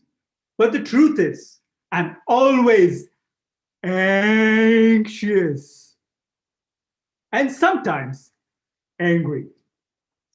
Jesus said, do not be anxious or worried, but I often do just the opposite. You know the feeling when you're told not to do something and you do it anyway? I've been there and I've done that. Contest chair, my fellow Toastmasters, and the secret judges. Today, I'm going to walk you through a few instances of anxiety in my life. When you drive, you're told to keep your eyes on the road in front of you and not on the oncoming traffic. I've been moments away from disaster a couple of times. I'm not referring to the hypothetical here. I actually drove on the wrong side without even realizing it. Now I know why there are signs posted which say wrong way. Even now as I speak, I feel I may any moment let go the control of my hands and legs as I speak. You know, this actually happened to me. I think it was my 9th grade, and I was told to give a speech, the morning introduction, to the entire school. And the only thing that popped in my mind was, where can I hide? And will they even notice I'm gone? But instead, I went ahead and I gave the speech. But towards the end, I messed up and I lost control as I spoke. Even today, as I think about it, I feel so embarrassed. Probably my teachers understood my anxiety and they kept a safe distance. There are so many examples that I can speak about. I still think about the night I was anxious about an upcoming test and I sought help from my dad. He walked me through all the possible problem examples and gave me enough confidence that I could swing it. The next morning, as I was looking through my schedule, I realized that in my fit of anxious thoughts, I prepared for the wrong subject. And now I ended up giving an English test instead. Fortunately, this happened in the absence of my mother, else she may have skinned me alive. When I look back on the day I proposed marriage to my wife, Jenny, I still don't know how I got the courage to do it. Was I so anxious that I might lose her forever? Or was I just being an idiot? It's still all hazy to me. I don't remember getting down on one knee. I did not have a ring with me, but I most definitely remember that I proposed to her at a train station, making sure I did it on time for her to catch her train back home. How she said yes is still a mystery to me. As you can see, I'm a stickler for timeliness. So if ever we're going anywhere for an appointment, I'll let my family know days in advance. We are going to Victor's place today, and we need to be there at least 15 minutes early. Back comes Joanne's reply. What are we going to do when we get there? Are we going to mow their lawn for them? After all this planning, we eventually reach late. These days, I have a counter strategy. One, I tell my friend we're going to be fashionably late. And two, I reveal a fake time to my family, which is at least 30 minutes early to somehow reach there on time. I need to rely more on the one who watches over me. He is neither early nor late. Rather, he is always on time. I don't know what it is, whether it's my anxiety, my anger, or my introverted nature. Whatever it is, I seem to have this strange mix of something that I'd like to call introvert. I couldn't come up with anything better, but it's got a nice ring to it, don't you think? Anthony is an introvert. You know, God's word is so clear on the topic of anxiety. It says to cast your anxiety at God and to pray with thanksgiving. And the peace of God, which transcends all understanding, will guard your hearts and your minds. I can't say that I've become less anxious after learning about this, but I can definitely say that I've become more intentional about how to stop my limbs from taking over. We are not called to bear our own burdens, are we? We're called to bear one another's burdens. So as I share my journey of introverted thoughts, please beware, I'm always anxious. So in conclusion, my 15-year-old self thinks that my 10-year-old self is an idiot. My 25-year-old self thinks that my 15-year-old self is an idiot. My future self most likely thinks that my current self is an idiot. So now I tell myself to stop being anxious and to lean on the one who holds my future. Contest chair.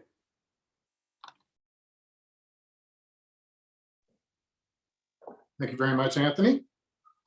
Derek, are you set?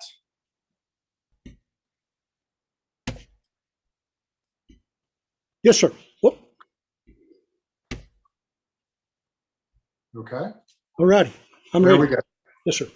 I can see you. I can hear you. Let's give 1 minute of silence.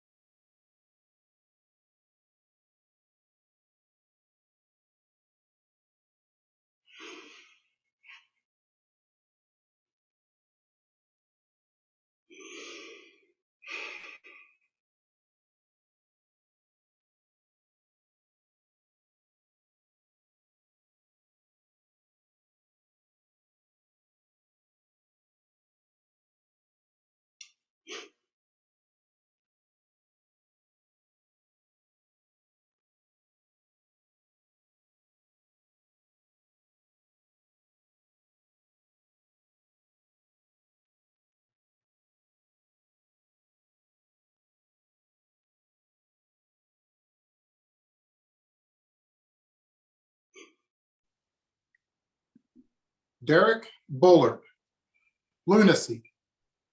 Lunacy, Derek Bullard. Ladies and gentlemen, originally I wanted to tell you the legend of Pecos Bill this morning, but unfortunately, due to circumstances which I will elaborate on in just a moment, I am unable to do so.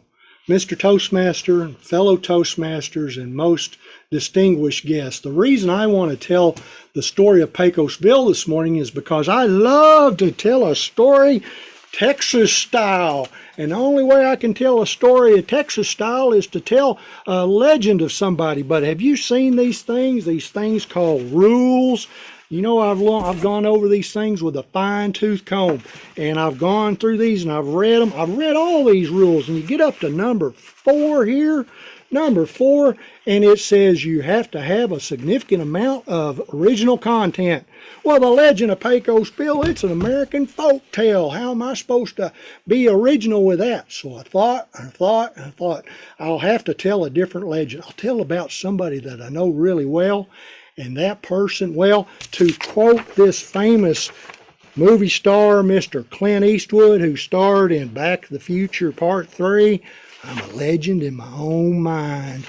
Well, it all began when I got back into college. Well, I know you're probably shocked that I was in college. Imagine my surprise. But I was in college, and I had this professor, man, and he said, son, he put his arm around me. He said, son, if you want to be a rock collector, you need to get you a bag of marbles. And when you find a really cool rock, you take a marble out and you leave it behind. And you do that every time. And when you've lost all your marbles, and I went, whoa, Mr. Professor Man, I can't be telling that joke. That's not an original joke. And he said, buddy, I guess you're just on your own. Well, what am I going to do now? I want to collect rocks. I thought I'll just go collect rocks. So I get my pickup truck and I drive up to Massachusetts. I heard there's this rock up there called the Plymouth Rock. Don't know if you've ever seen the Plymouth Rock, but it's just laying out there on the beach. And I thought I'll just seine that dude up and I'll put it in my pick-em-up truck. Well, that was my first rock in my collection, but I had to have more. So I drove over to England. And over in England, they got this place called the British Museum. And they got this thing called the Rosetta Stone. Ain't it pretty? And I had to have that for my collection. So I seined that dude up, and now it's in my collection too. I was on a roll, so I drive on up to Ireland. And there's this castle up here. And in this castle, up in the very top, is this thing called the Blarney Stone. Well, they weren't too happy when I loaded that up, but as I drove away, I said, you can kiss the Blarney Stone goodbye, because it's mine now. Then I wanted something really spectacular, so I head on down to Spain, to the Strait of Gibraltar, and I find the Rock of Gibraltar down there. You know, this dude took 2 trips in my pickup to get it all the way home. I got it in my backyard now. It's big. It won't fit in the house. If you want to come see it, you come see it anytime. I had all the rocks except one. I really wanted this rock, and it's not a rock you can pick up down at Walmart. So I go down to Houston, and I knock on the back door, and this scientist man, he answers the door. I said, Mr. Scientist Man, I need a moon rock for my collection. Have you got any laying around spare? And he said, you know, let me think. We got some moon rocks in the vault, but we've lost the combination. Well, what am I going to do? He said, I don't know. I guess you're just on your own. Then he said, but that Elon Musk feller, he's launching them rockets right now. You might be able to hitch a ride with him. Well, I went over to Mr. Elon Musk's house, and I knocked on the front door, and I said, Mr. Elon, I want to hitch a ride on one of your rockets going to the moon. And he said, well, sure you can, for $1 billion. $1 billion? I ain't got $1 billion. All I got's this here bag of marbles. Well, he said, buddy, I guess you're just on your own. And I thought, you know, I don't really want to ride on one of his rockets because they're blowing up all the time anyway. And I thought, I got to get to the moon and I'll build my own rocket because, you know, it's a long ways up here to the moon. I needed a capsule, so I found me the perfect capsule. It's called a smart car. You turn it up this way, and the neat thing about this, it's got air conditioning because it gets hot up there, and it's got cruise control because it's a long ways, and then you can roll the window down and ask directions because I get lost every now and again. Well, then for my rocket body, I needed some barrels. I thought I'd get them barrels like went over Niagara Falls. But them fellers, they didn't come out so good. And sometimes they'd have to sing precious memories. Still, but I digress. Anyway, I finally decided I'd use 55-gallon barrels. And I seined these dudes up and I duct taped them together. And then I duct taped some fins on there and put a nozzle on there. And my rocket turned out like this. I'm proud of this thing. Oh, it goes up this way because it's got a launch. I'm not too sure about this barrel right here. But anyway, it's got a fuse down here. I climb up in the capsule and I get ready to go. And I light the fuse. I get my matches and I light the fuse. And 3, 2, 1. Whoosh! Oh boy, I took off and I was on the way to the moon faster than you can sing Moon River or Fly Me to the Moon or Bad Moon Rising. I was up there. I had really got on my way and I had used fuel that would get me up there. It was used fireworks. That's what I used for my fuel. And I put some peppers with it and some habanero peppers and some ghost peppers. And that was all kinds of power to get up there. Well, I landed and it was kind of soft, but I got landed and I got out and I planted my flag and I sang a Star-Spangled Banner. That's hard to do with the lack of oxygen and everything up there, but I finally got my moon rock. I signed up 8 or 11 of these things, and I've got them in my collection. So you can come over and see me anytime. The moral of this story is you got to follow the rules, and the moon is really made out of green cheese, Mr. Toastmaster. Now, where did I leave those marbles? Thank you very much, Derek. That concludes our humorous speeches. We will remain silent until all the ballots are counted.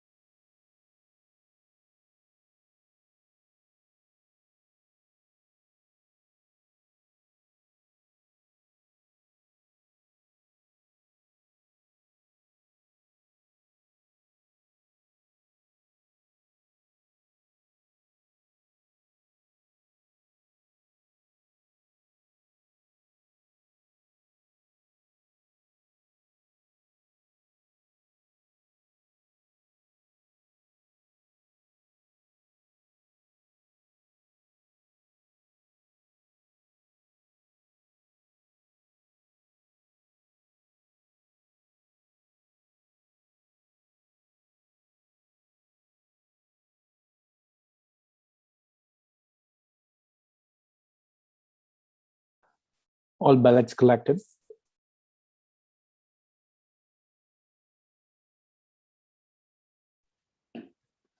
All right.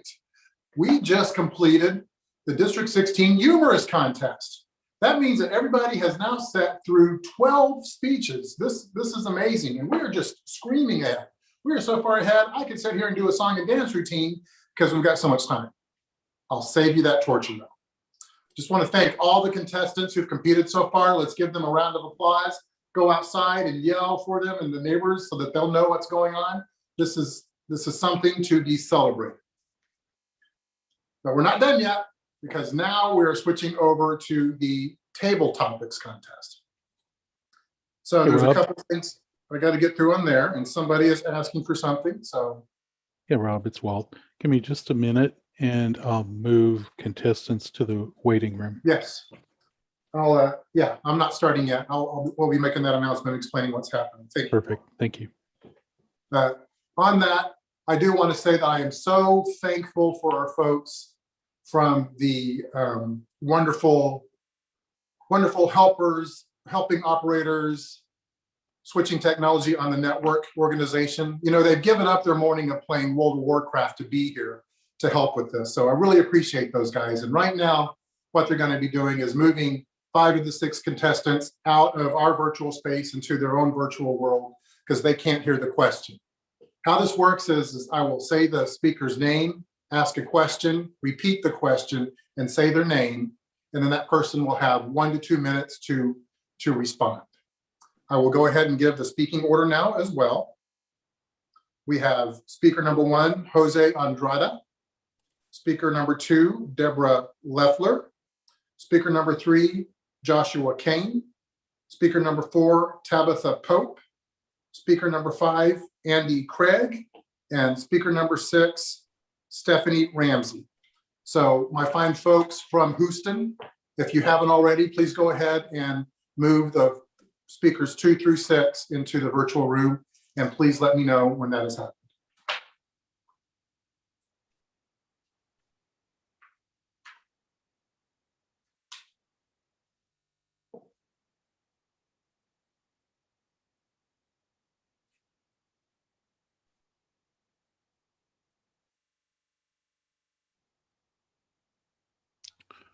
I know there's a couple of people that have a second account. Is everybody's second account in the waiting room as well?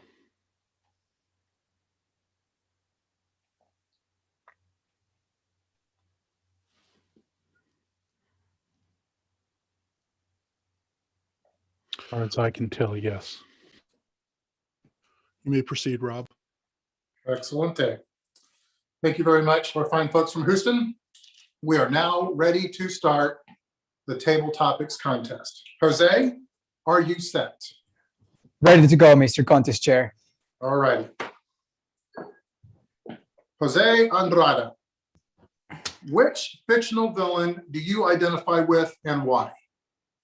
Which fictional villain do you identify with and why? Jose Andrada. This is a sweet and sour question. It reminds me of the time I saw my nephew's face when he saw the Xbox box that I got him, where I put all his socks for his birthday. And I tell you why, that kind of villain, clever, right? He didn't expect it. He was laughing. It was all sweet. Mr. Contest Chair, fellow Toastmaster, what kind of villain would I be? That's a very difficult question to answer because I don't have a preferred villain, but I will describe 3 characteristics that I think I will be as a villain. First, I will try to add some humor. Just like I played a joke on my nephew, his face lit up when he saw the box, and then as he saw the socks in the box, wow. That is funny. Cruel, but funny. The second characteristic, it will be that I will be very, very, very, very energetic in my approach to do bad things. For example, I will be here in Zoom and I will be in Africa and I will be in Australia and I will be everywhere planning things, making sure everybody's on their toes. Because why? Because if I'm going to be a villain, I'm going to be the best villain I can be. And that brings me to my third point. That is, I will be relentless. What does this mean? Superman will come. Let's go, Superman. I don't need to have superpowers when I got creativity, imagination, and wits. Let's go. Maybe a tint of Lex Luthor. If Iron Man comes, no worries. I will be doing some damage in Africa and Australia or whatever. Try to find me there. I'm going to be everywhere. And because I'm going to be so relentless, they're going to need several superheroes to try to bring me down. Because, Mr. Contest Chair, I will be a unique villain. Mr. Contest Chair. Thank you, Jose. Houston, please let Deborah Leffler in.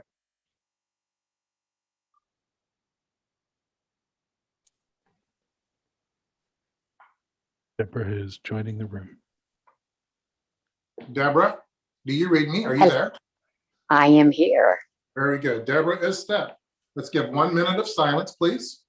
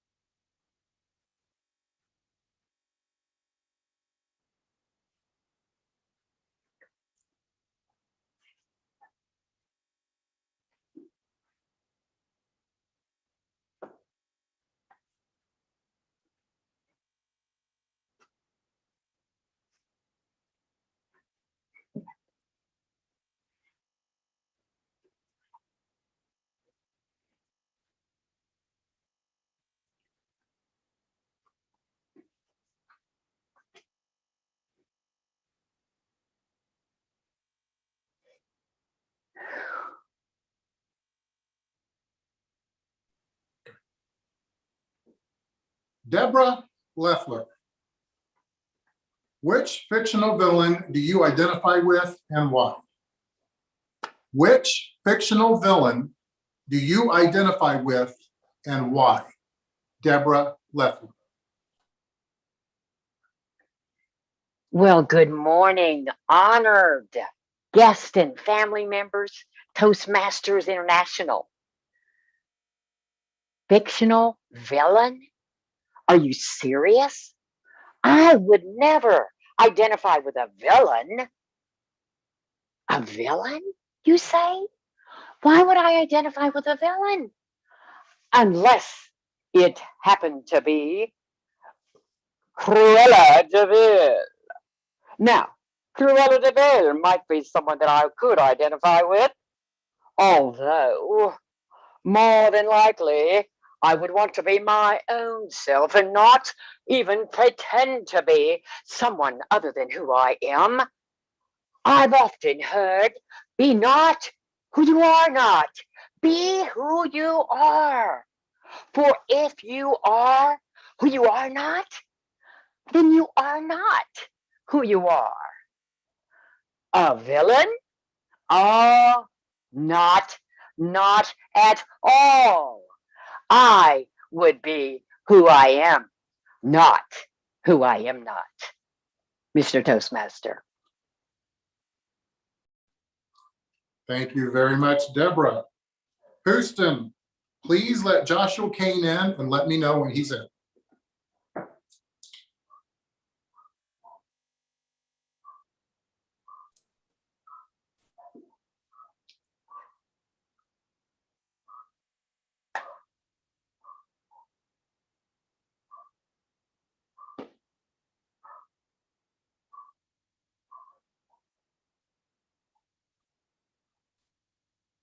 Josh is in the middle of transport. The Enterprise is having a bit of a problem. Okay. Joshua Kane, do you read me?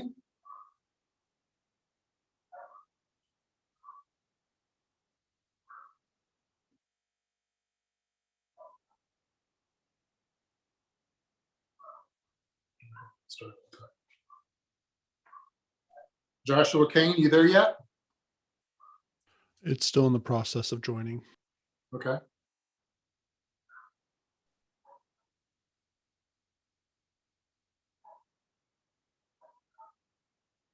He's in the room now. Joshua Kane, are you there? Can you hear me now? I can hear you. I can see you. We're about 40 seconds from start. We'll get 40 more seconds of silence.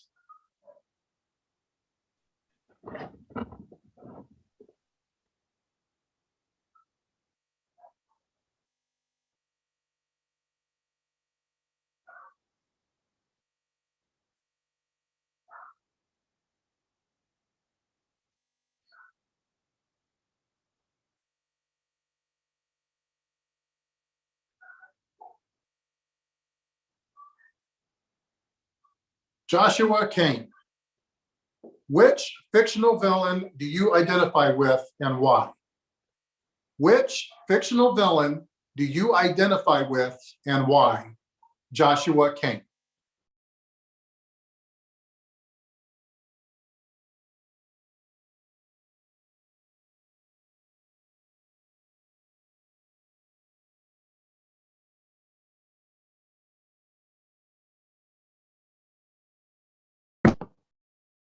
Thank you, Mr. Contest Chair.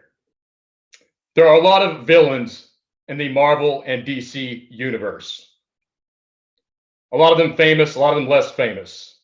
But I'll tell you this, I think the one that I identify with the most would be Mr. Freeze. You see, I've spent some time in the Marine Corps. I'm wired in such a way where I tend to be all business, and I don't often remember to engage with people based on leisure and personality focuses. As a result, I have to constantly strive and put forth effort to remind myself to think of people as human beings and not problems for us to solve. I can come off cold at times. I can come off stern at times. But I'll tell you the one thing that will break me out of my villainous mode. It's my two little boys. One of my favorite things to do when I come home is pull into the drive and have to stop my car to get out to move those bicycles that are laid over in the driveway. To walk in and trip over G.I. Joes and Legos. And then to be greeted by these two wonderful little boys that say, "Daddy, Daddy, can we wrestle? Will you play with us?" And of course, my response is always, yes. At least that's what I wish the response always was. But life keeps us busy. Society keeps us going. We have to remember that as much as being Mr. Freeze for me is being true to myself, I have to recognize that sometimes there's a better side of myself that I need to be. I need to slow myself down and remember the good things in life. I need to not take myself so seriously. I hope you don't take yourself too seriously and remember to take time in life to enjoy yourself. Mr. Contest Chair, thank you. Thank you, Joshua. Houston, please let Tabitha Pope in and let me know when she's available.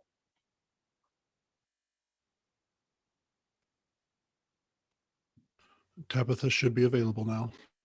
Tabitha, are you there? I am. Can you hear me? I can hear you. I can see you. Let's give 1 minute of silence before start.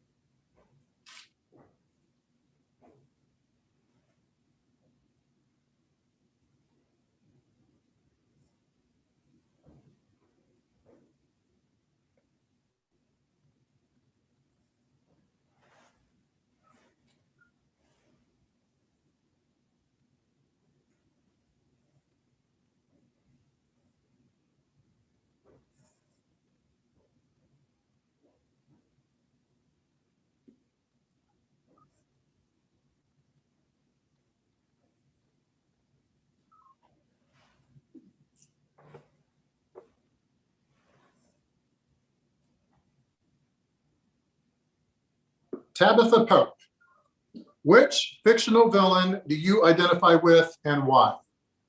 Which fictional villain do you identify with and why? Tabitha Pope. Which fictional villain do I identify with and why? Wow, I didn't expect that question. My goodness, now I'm going to sound really cheesy because I am very intentional on not watching mean people and mean shows. I'm one of those women who likes to keep the peace. I'm kind of like one of those happy hippie girls where there's flowers and pretty colors and sun is shining and everything is wonderful in the world. Whether it is or isn't, that's my happy place. And I love to be in a happy place. So villains, I stay away from. But if I were to consider a villain, yeah, no, I'm getting a brain cramp. This isn't working for me. I think that instead of talking about the villain, we'll do a flip the script and just stay focused on the positivity in this world. Because after all, that is what we need. We need smiles, we need kindness. And, the past is history and the future is a mystery. Again, it's all about the happy place in the present. It is a gift. And together, we can create a beautiful place. We just have to be intentional, which is why we're here at Toastmasters, why we're working on our communication, on our leadership skills, taking it home to our children. It is a happy place. Villains? Yeah, no. Happy places, hippie spaces, yes. Mr. Toastmaster.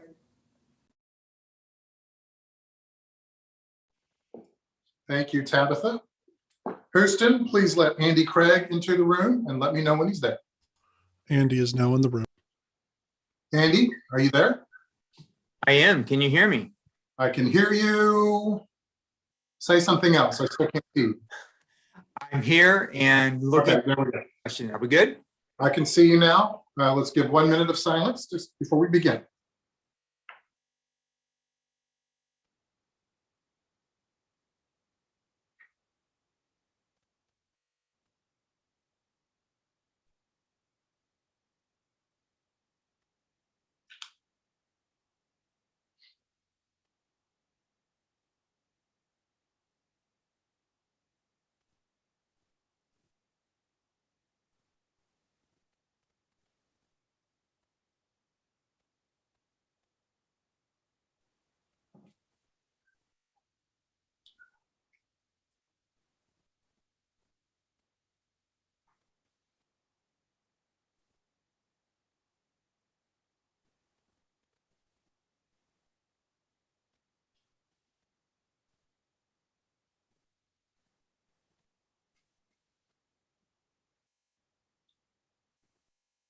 Andy Craig, which fictional villain do you identify with and why? Which fictional villain do you identify with and why? Andy Craig. Mr. Toastmaster, fellow Toastmasters, welcome guests. Which fictional villain do I identify with and why? That's a great question. And I'm not sure which villain would be the most ideal for me. I'm thinking actually Lex Luthor only from the perspective of his brain. He was an ingenious inventor, figuring out how to create the most diabolical inventions to take out Superman. And I always like to think of myself as a superhero of sorts. And if I'm going to have a superhero, I've got to have a super nemesis. Lex Luthor might as well be the nemesis that I identify with.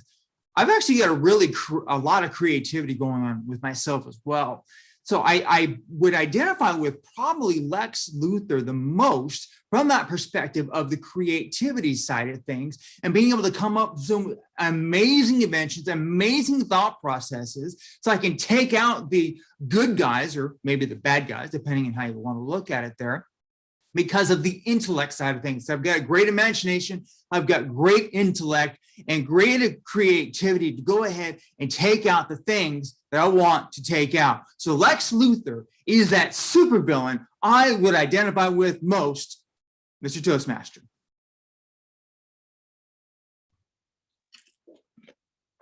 Thank you very much, Andy. Houston, will you please let Stephanie Ramsey in and let me know when she's there? Stephanie is now in the room. Stephanie, can you hear me? Are you there?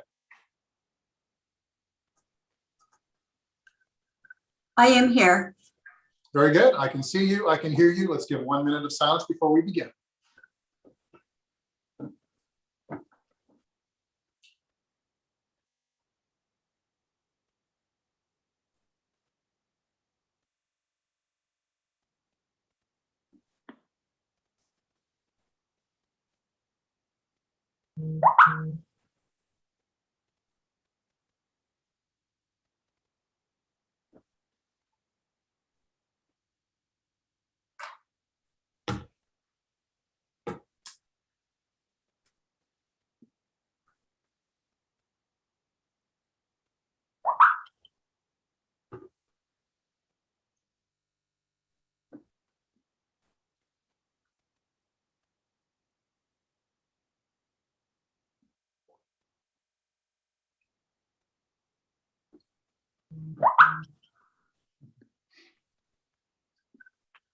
Stephanie Ramsey, which fictional villain do you identify with and why? Which fictional villain do you identify with and why? Stephanie Ramsey. Thank you, Mr. Contest Chair. Which fictional villain do I identify with and why? That would have to be Cruella de Vil. And the reason is why? Because of all the spots on those Dalmatian puppies. Now listen, I know that must sound extremely unusual, but anyone that knows me knows that I absolutely love spots. I love Appaloosa horses. I love their color. I love their energy. I love their personalities. Every Appaloosa I have ever had has had spots.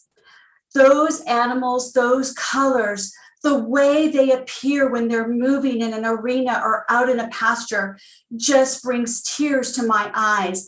I love those colors. I love the image that I've seen on calendars when they show horses.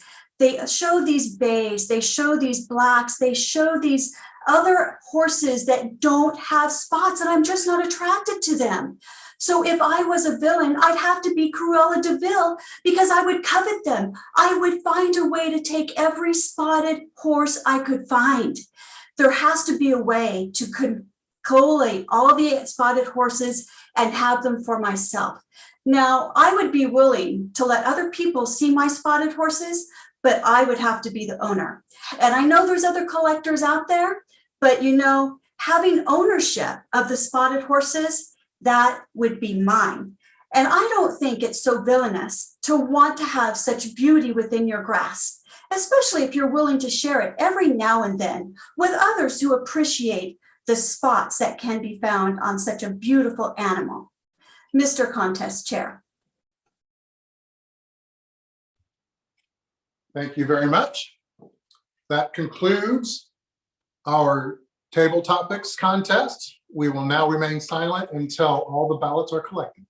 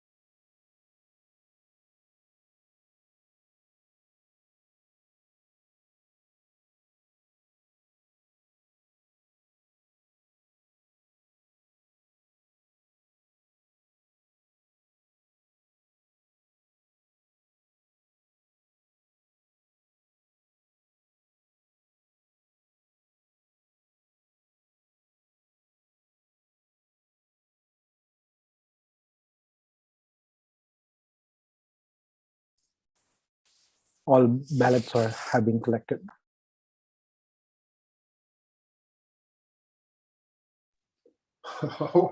All right, we're done. We've made it to the end. We just heard 18 speakers tonight, or this morning. It feels like tonight, which is amazing. Usually contests at most have 2 events, an international and a humorous, international and table topics. We had 3. So kudos to everybody putting this together. Wow, what an exciting time. So what happens now is the judges have turned their ballots in. The ballot counters have collected those ballots, and let's give it out to those ballot counters because we're doing this all virtual, right? Well, they got to go into their cars, drive to each judge's house, collect those ballots, and then take them to the chief judge who is actually counting those things. So I don't know how they do it because we have many judges that are out of state and maybe even some international. So give it up to Houston for that. Way to go on there. But while they are tabulating the votes for these 3 contests, I get to interview the contestants and we get to learn a little bit more about them and what makes them tick and maybe some insights to their success that got them here. So let's learn about these contestants. And the first one I am interested in talking to is Kelly Michelle. So Kelly, are you there? Can you hear me? I'm here and I can hear you. Hey, Kelly, how you doing? Good, thank you. Very good, very good. You're looking way for Zonky this morning. Excellent job. Okay? Love it. Yes, yes. So Kelly, you're with Santana 2761. Where's Santana located? How long have you been with Toastmasters? Fatanta Toastmasters is in Lawton. I've been with them about 3 years. Overall, I've been in Toastmasters 5 years. Okay. What prompted you to join Toastmasters in the first place? The reason I joined is because I felt that I have issues expressing my thoughts and feelings. And table topics is the perfect opportunity for me to work on that issue. And it has helped. Okay. Yeah, but you're here for the international speech, not the table topic. So you got out of it, right? Yeah. What is special about Santana? Tell me a little bit about that club. Satanta is so supportive. Every member in the club really has your back. It's my favorite day of the week to go to this meeting. There's lots of humor in it. There's people who have been in it in Toastmasters many years and really have it all together. They know all the ways to help you and they don't give up on you. And that's a really great asset to have. Okay, very good. Real quick, one final question. I'm interested in learning about that moment that you came up with the idea for such a wonderful speech, Broken to Beautiful. It was actually a hard speech to write because the events are still pretty fresh. And I wasn't sure that I wanted to do it or not, but I really felt like it was part of my healing process. And I have gone back and forth, and finally I said, all right, I'll do it. And had to really work it out and work out my emotions to get through it. Yeah. That we can tell. Thank you very much. And we're so glad that you did go through that. Thank you very much, Kelly. All right, Susan Phillips, come on down. I'm here. Hey, Susan, how are you doing? Doing great. Thank you. Good. Excellent. Which club are you with? How long you been with Toastmasters? All right. I've been with Toastmasters about 27 years. Today, I'm representing Second Amendment Club, and my second club, which is really my home club, is Speaking Up. Okay, so you're a member of at least 2 clubs. Are you a member of any more clubs? No, just 2. Just 2. Oh, okay. Yeah, but I speak from personal experience. Just some of us, one club's not enough. We have so many problems that we need multiple clubs to help us overcome these problems. Yes, I'm with you. I get you. Okay. So tell me what's special about Second Amendment Club. Second Amendment Club is a unique club in the state of Oklahoma, maybe in the entire country, because the focus is on the Constitution and our Second Amendment rights. I don't mean to say that we give all speeches about the Second Amendment. That's not true. But the focus is on Constitution, amendments, and the freedom to follow what was set out for us by our founding fathers. Very good. That is fantastic. What prompted you, Susan, to join Toastmasters 27 years ago in the first place? That's an excellent question. I joined Toastmasters to learn how to be funny. I had given speeches before, had responsibilities to do that, and I always had to do them with a prop because I was so stiff and so terrified that it was recommended to me that I learn how to loosen up and be funny. So, Toastmasters. Well, I think the funniest thing you ever did was marry that gentleman on your right. All you had to do was just go wherever, take him out there, and people will be laughing all over. That is exactly right. And I'm learning every day how to be funny like him. Okay, very good. Finally, real quick, just tell me about the moment that you came up with this speech and the process there. Okay. The speech comes really from the year that we've all had. It's been, I was being very sincere that it's been difficult. We needed those qualities that I talked about. And then I thought, well, how can I make this into a speech? And I remembered my phrase. That's a real phrase. In fact, when my granddaughter first heard the speech, she was texting another granddaughter trying to talk about who was that. And the one that it's about knew herself exactly because I quoted the whole thing exactly as it happened. And it just evolved from there. Well, thank you very much. That was wonderful. Since he's there, let's go ahead and do an audible and switch the interviewing over to the gentleman to your right, which is Michael Phillips, who was in the Humorous contest. So Michael, Second Amendment Toastmasters. How long have you been with Toastmasters? I've been with Toastmasters so long that I'm embarrassed to admit, because people are going to say, shouldn't he be a better speaker by now? Sure. The answer is, yeah, I should be better. I would imagine there's some people in Toastmasters that you know now that weren't even born when you guys joined, right? I would think. Yeah. Okay, excellent. I've competed today against people I don't think were first joined Toastmasters. Right. So X chromosomes, Y chromosomes. What was the impetus for this speech? I believe that's because I've heard listening to my wife, talking to her daughter and talking to the daughter's boyfriend.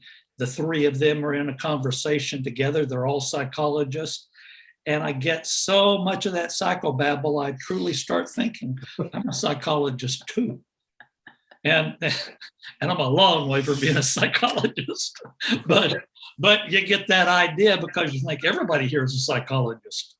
That's right. We pick up our ways and we start understanding. We just can't help but give our advice to people out there who's screwing up their lives. We just got to throw it all out there, right? Yes. Yep. I'm curious that, this whole virtual experience has been different. We've all come up with our own little get-up. So kind of tell me about your environment right there. What room are you in? We're in the kitchen, and okay. Susan had the idea, and I think she's probably right, that you want people to focus on you. You don't want them looking around to see what's behind you. And so it won't take people long to figure out what's behind us. It's just drop cloth. And so you won't keep staring at that. Maybe we'll look at us. Well, it all matters on how frizonky you look, depending on if you want distractions behind you or not. If you're like my good friend Brad Frizzell, you want a whole zoo behind you, so other people are paying attention to that other than. I was afraid to use that word in my speech because I'm afraid that someone's going to say, "Oh, that was in an earlier speech." Right. I wasn't going to use it. I didn't want to be disqualified at district, for goodness sake. Sharp-minded. But now feel free to use it wherever you go. We want Frizonki to catch on. I think that would be an amazing thing. Okay. Thank you very much. Dictionary next year. Okay. Thank you very much. All right. Austin Kramer Ryan.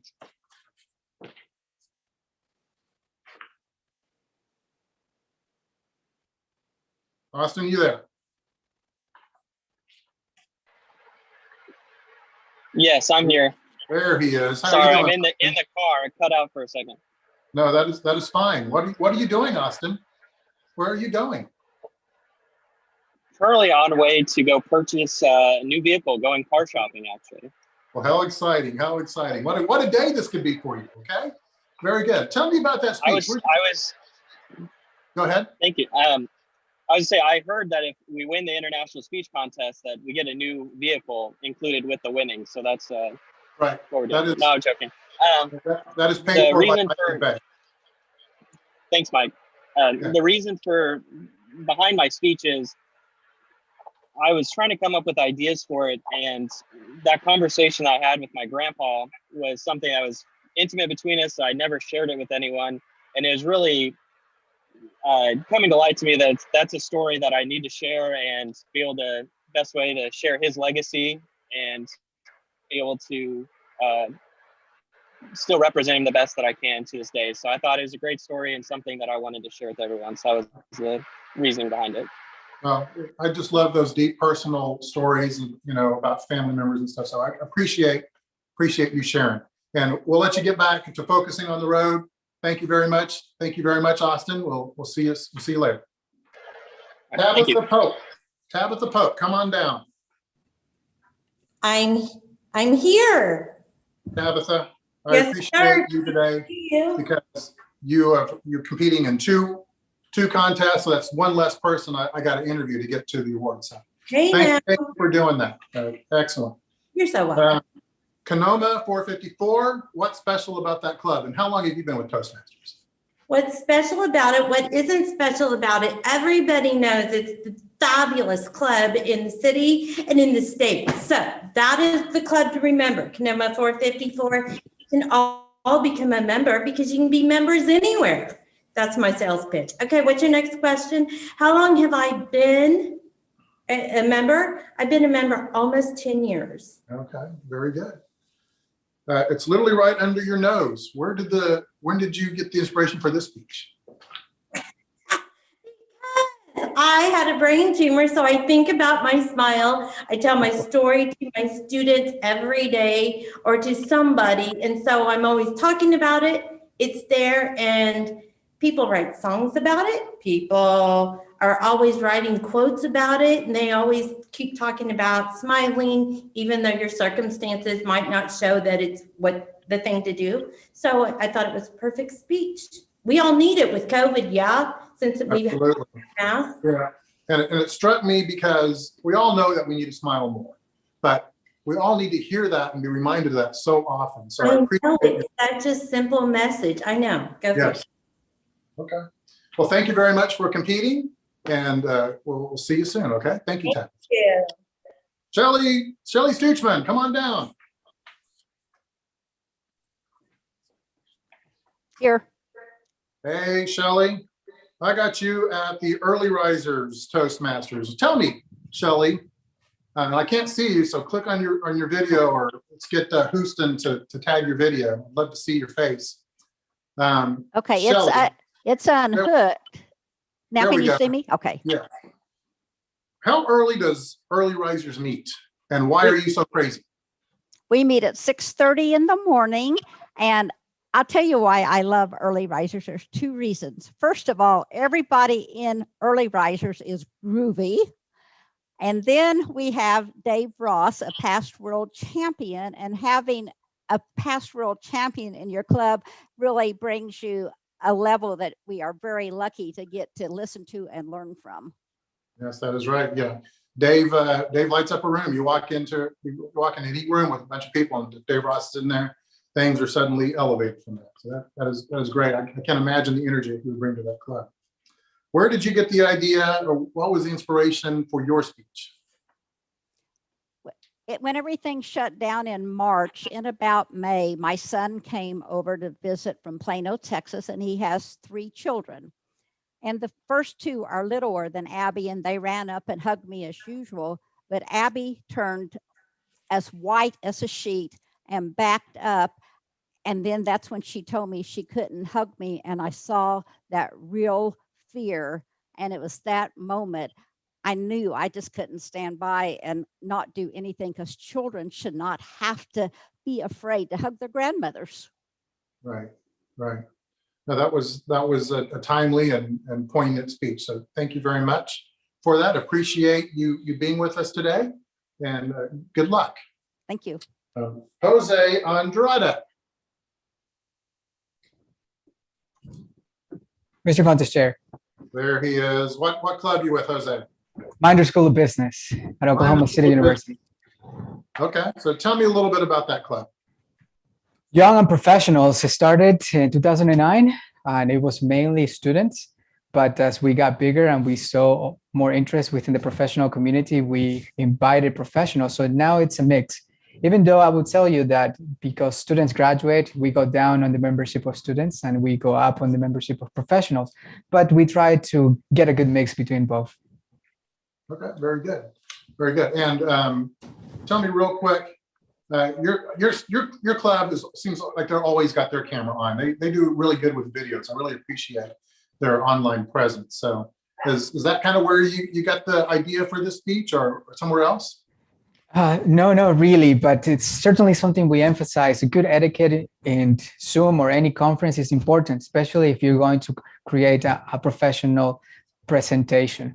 But actually, I was at a meeting and this actually happened. And I saw fairies, and I tell you, you don't want to see fairies when you're actually learning something, especially, so.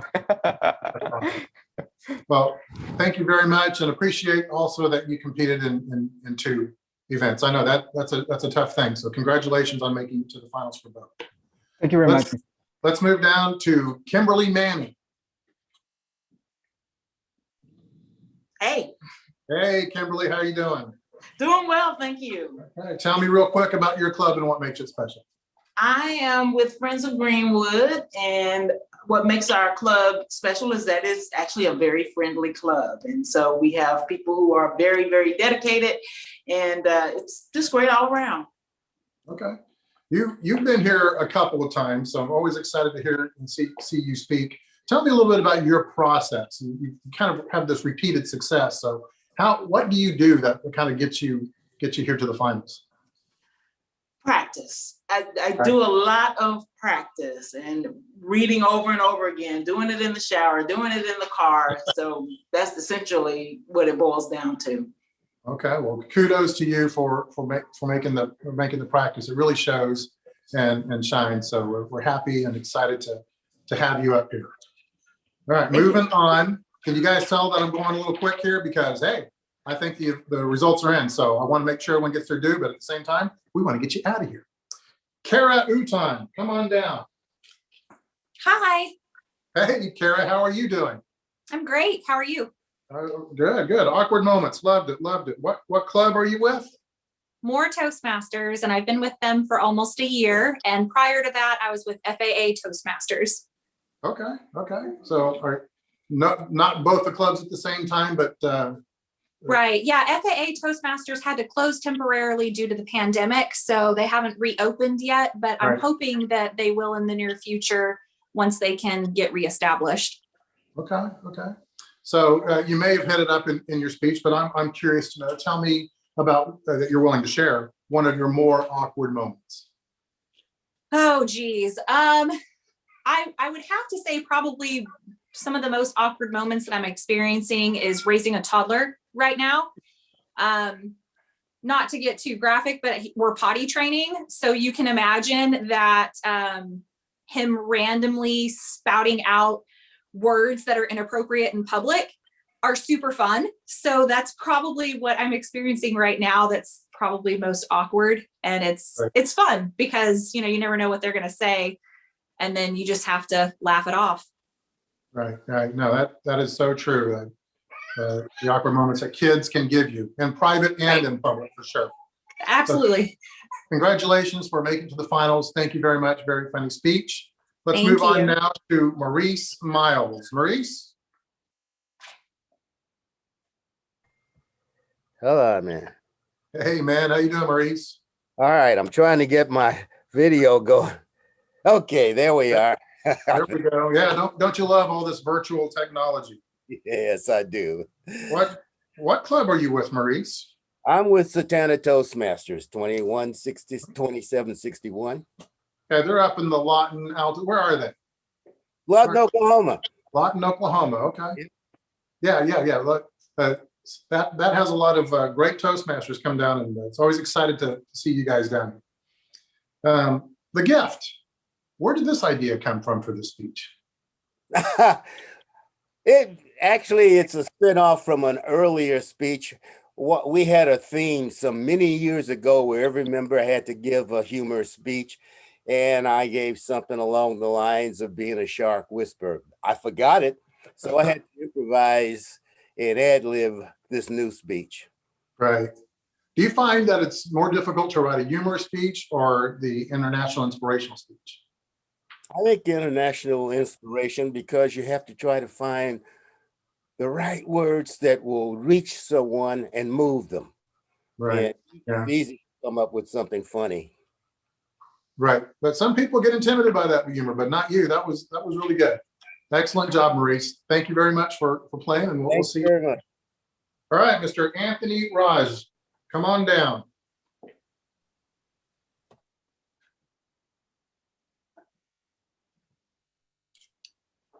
There he is. Edmund 170. Tell me about that club. Edmund 170 is a place I started off last year. A good place, great set of people. And what was more interesting was that we started off doing Zoom last year, and everyone was really welcoming. And I got a lot of encouragement from those folks, and that's what prompted me to try out doing more. And I enjoyed it. Prompted you to try out 3 more clubs? No, to try out more, like try out the contest. Got you. Yeah. So how long have you been with Toastmasters? Been about close to 10, 11 months now. Okay, goodness gracious. Not even a year and you're already at the district level. That is insane and crazy. So you've got the bug. You got the bug, man. We're going to see you for 10, 15 more years now, always up here. Everybody watch out for Anthony. So I'm always anxious. Tell me about where this speech came from. Well, whenever I think about speeches, I always remember the moment I lost control of my hands and feet, which really took place. And it's all a blur to me. That was a speech which I had prepared well, and it was an introduction. But that was a moment when a lot of things were going on. My aunt passed away, and I went through a very difficult time.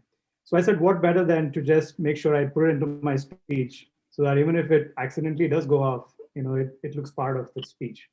And it just started off from there, and I put all the anxious moments that I've experienced on off in different areas of my life. And that's how it all came about, actually.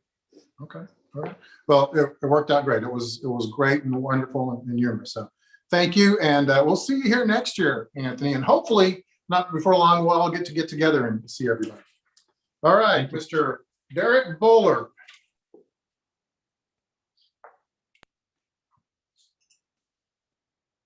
Yes, sir. I'm here.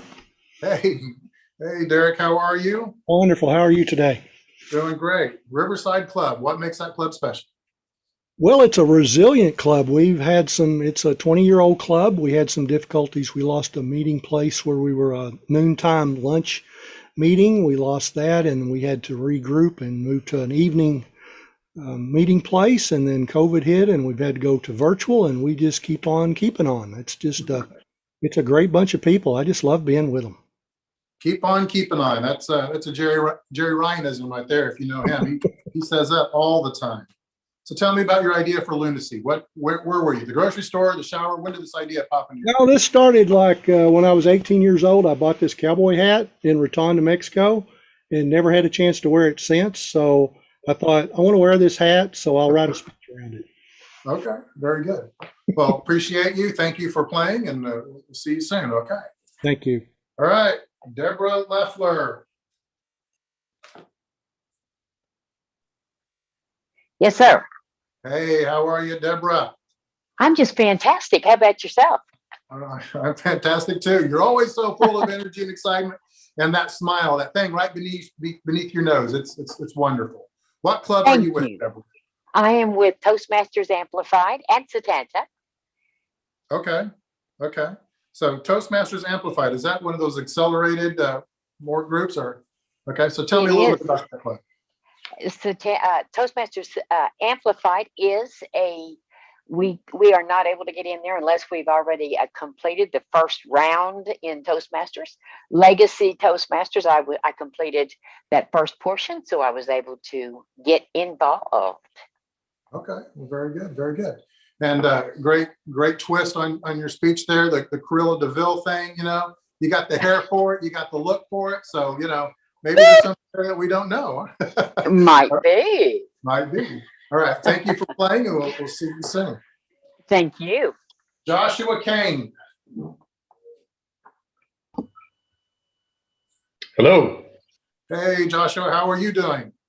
Good. Yourself? Good. So what is PCBC? That's your club. What does that stand for?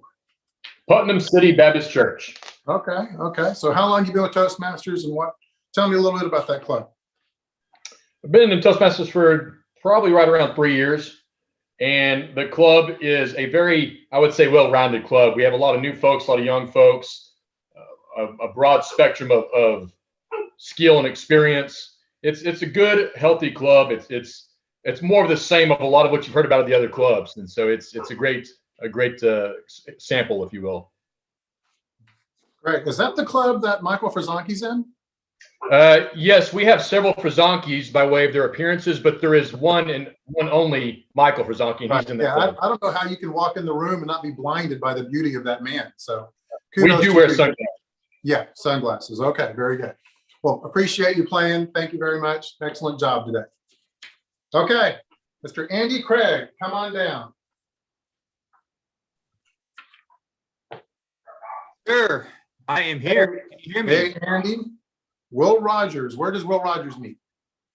We meet in the Cherokee Building in Tulsa, Oklahoma at 6:15 p.m. Tuesday evenings. Okay, okay, very good. How long have you been with Toastmasters? A little over 8 years now. Okay, fantastic, fantastic. So Lex Luthor is the one that you identify with, the most evil, genius, mean-spirited villain out there in the DC world. He was the first villain that came to my mind. So, and I'm like, okay, he's a genius, and I'm creative, and I'm intelligent, and I've got all that stuff. So I went with the first one that came to mind. That's what you got to do in topics. That's what you got to do with topics. You rolled with it well. I'm wondering if there's really a bald head underneath there, if that's just a toupee or whatever, and that you're gonna kind of all surprises whatever. But yeah, no, great job. Thanks for playing. Appreciate it. And we'll see you soon. Thank you for. Thank you. Okay, Stephanie Ramsey.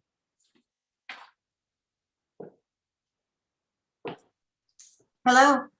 Hey, hey. So Hi. Stephanie, what do you think about having to go last in the table topics? You like that, or do you prefer hearing everybody else? You know, it's an interesting dilemma because you sit there and you think about all the potential topics that you could be asked about, and then you get asked what billing you will be. Why? Right. Well, you rolled with it well. You rolled with it well. You know that Cruella de Vil's a popular character there, and you did a great job. You are with what club? Leadership Masters Toastmasters. Where does that mean? We normally meet at Southern Nazarene University on 101st and Memorial in South Tulsa, but we of course have gone virtual Right. just as everybody else has. Yeah, I guess that's kind of a stupid question in the day of COVID and virtual. Where do you guys meet? Zoom, like everybody else, right?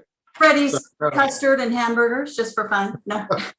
So what prompted you to join Toastmasters? I was actually asked to speak at a national convention, and my employer asked me to join Toastmasters in preparation for that speaking opportunity. And I fell in love with it, and I've been a member ever since. Okay, well, it's obvious how wonderful it has helped you. You're very Frazanki today. Thank you very much for playing. Thank you. Okay, ladies and gentlemen, I do believe that takes me to the end of the interview phase. If I miss somebody, now is the time to speak up. I'm going to check in with our fine folks over at the Houston Command Center and just confirm and see if we are ready to proceed with either announcements and or the awards, or if I need to stretch anymore. So Houston, how we doing?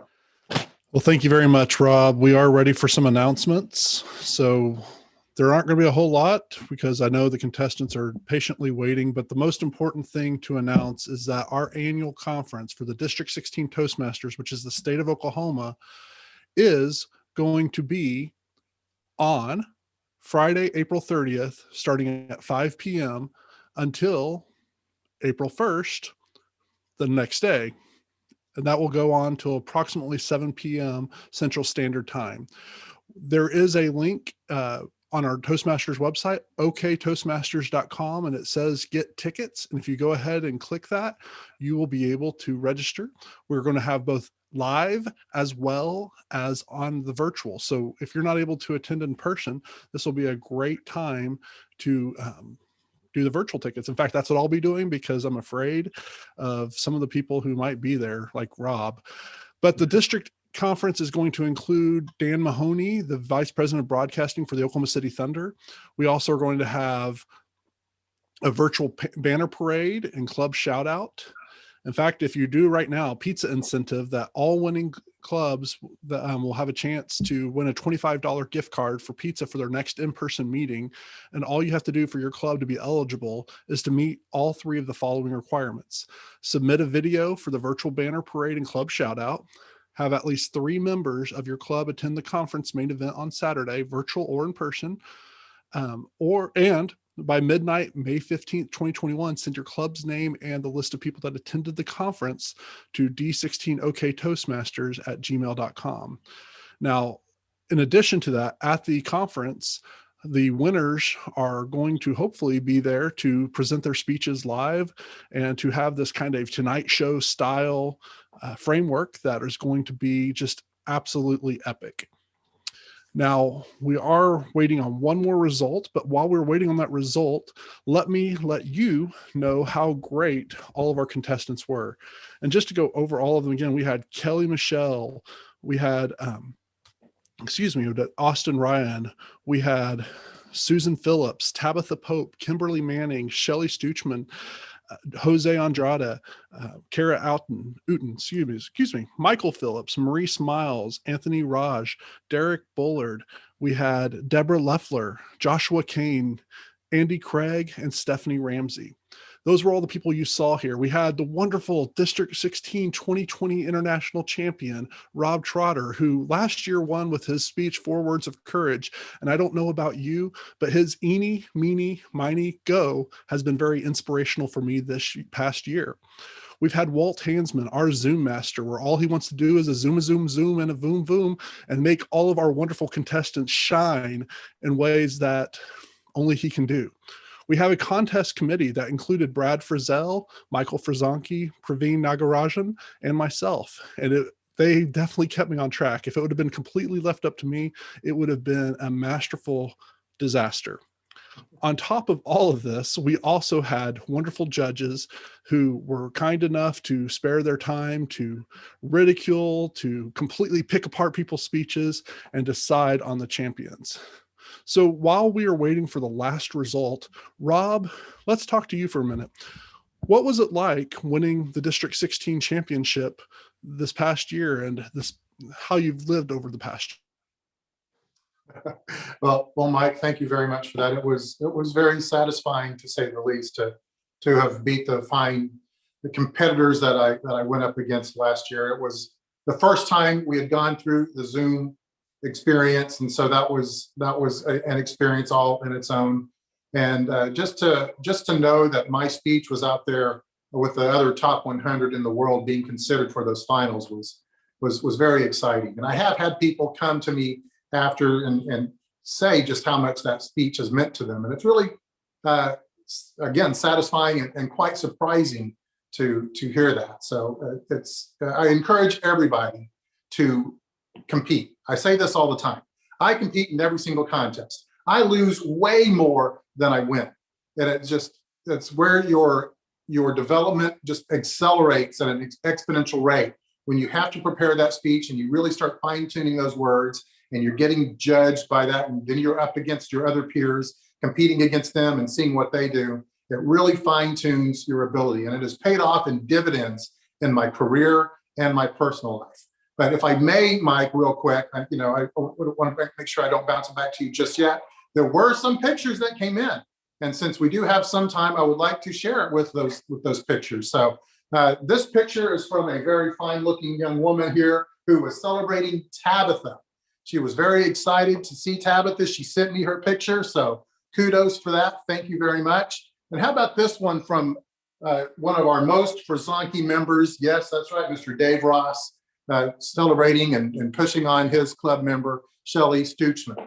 And then, I don't know what this is about. This is Ann Hunt, and she's got her audience here with her dogs, sitting here giving her some loving during the speeches. This is one of the cool and fun ways that we can actually, take advantage of Zoom, is we get to share Toastmasters with our dogs. And nobody needs Toastmasters more than my dogs, because they are full of awkward pauses.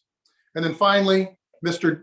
Doug Winter, any opportunity he gets to show off his biceps, he absolutely has to take advantage of that. So he wanted to say hi, look at my arms, and that he was out here celebrating and continuing on pushing forward to our people. And then, just because we have some time, I want to just go back to this young man right here and just kind of look at his wonderful, wonderful face and shining star there, and make sure that we all are just in awe of this man's perfection. So that's what I got right there. Is there anything else, Mr. Mike McVeigh?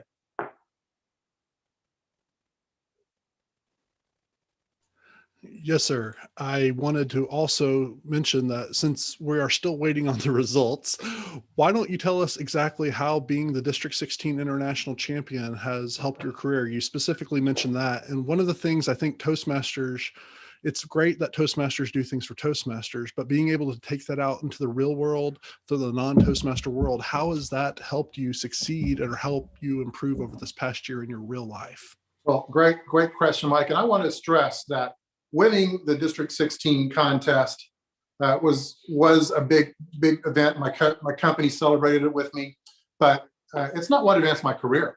It was being in Toastmasters and working the program, and then competing, as I mentioned, and accelerating that learning. That really is what it was. Because 8 months into my job after I joined Toastmasters, I got a promotion, advancing over several of my peers who had been at that job longer. And I got a $10,000 raise because of my ability to communicate. And that was definitely pointed out as something that I was able to do.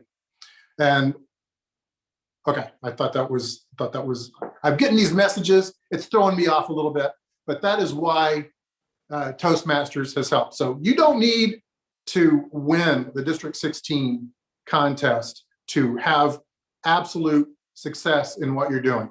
Work the program, and if you really want to jump things through, accelerate.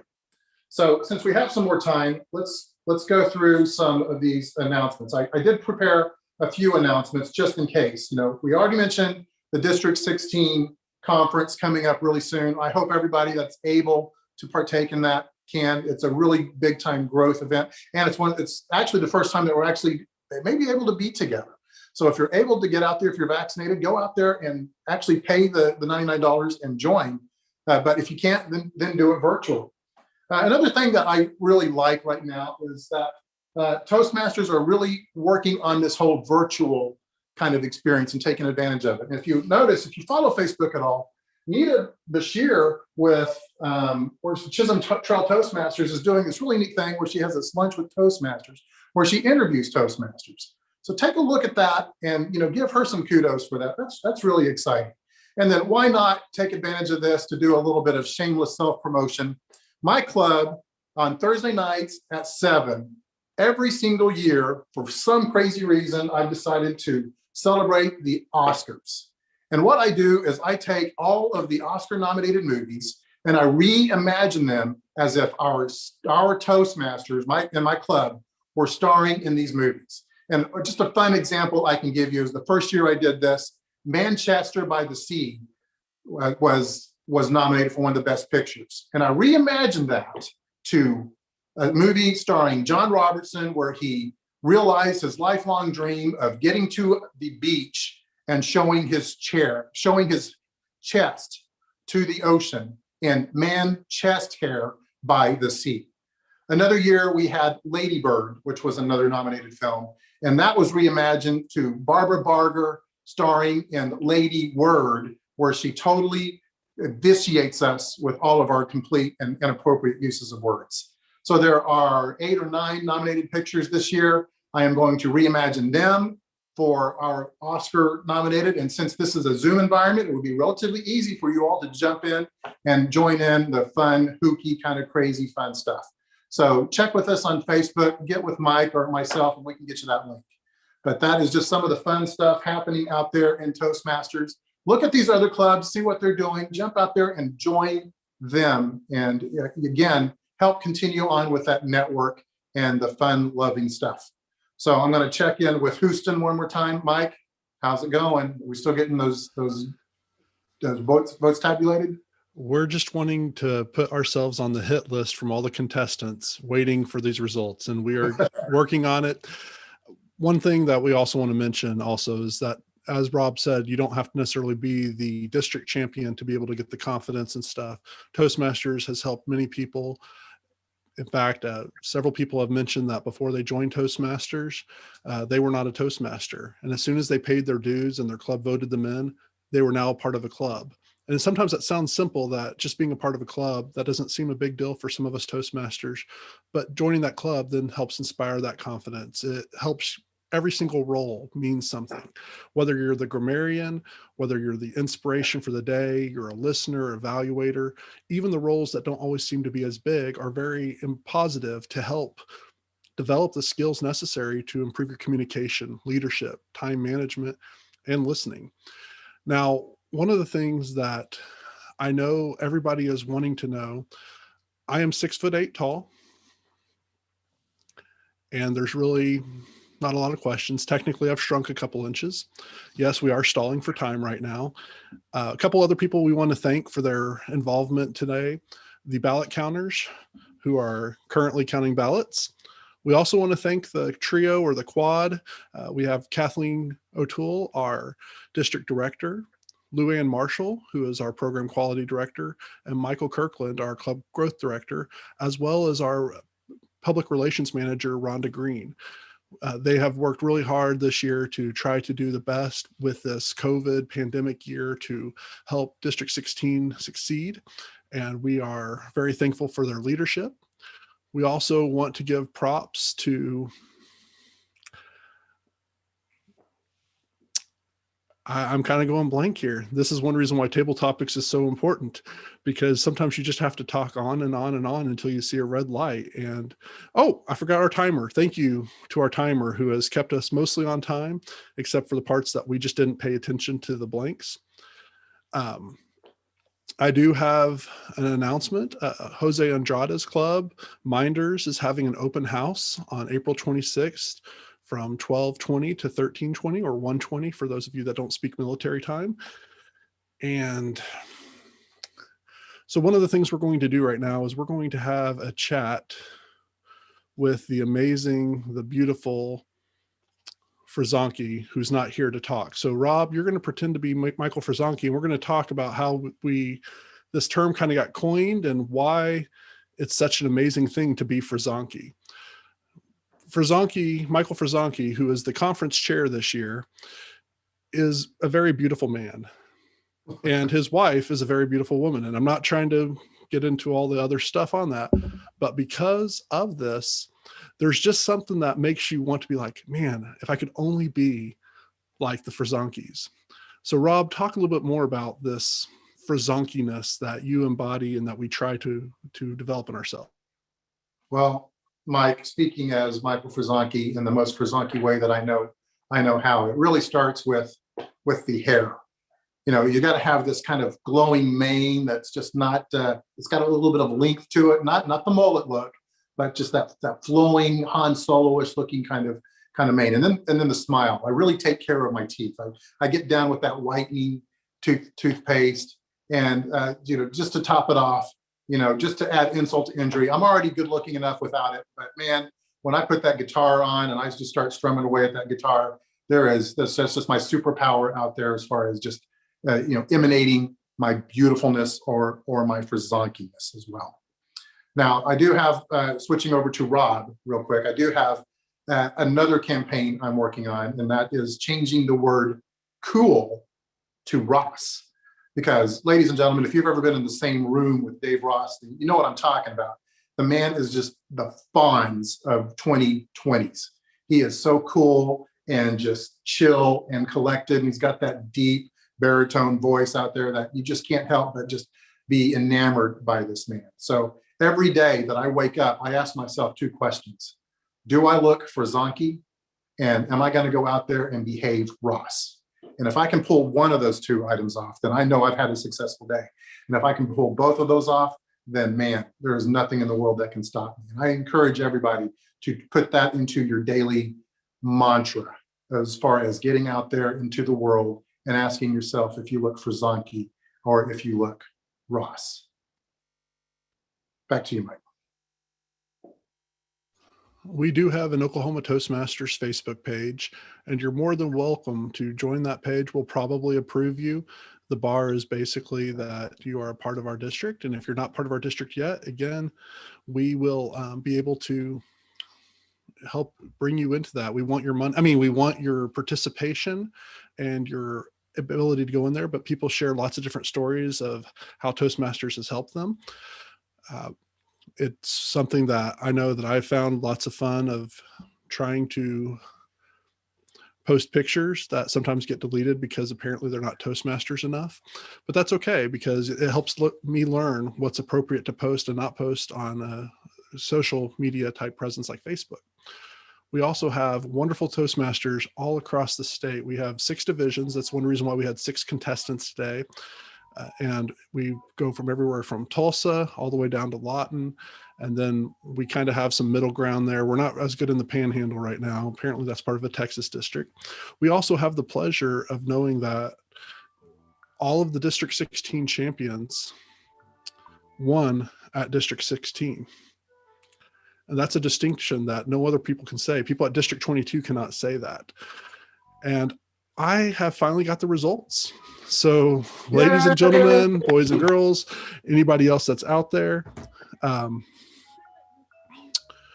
Well, one last announcement. August 23rd through 28th is the International Conference, and it is online. So you are more than welcome to attend that. And you can go to toastmasters.org to find out.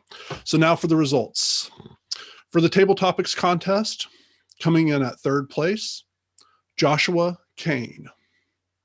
In 2nd place, Stephanie Ramsey.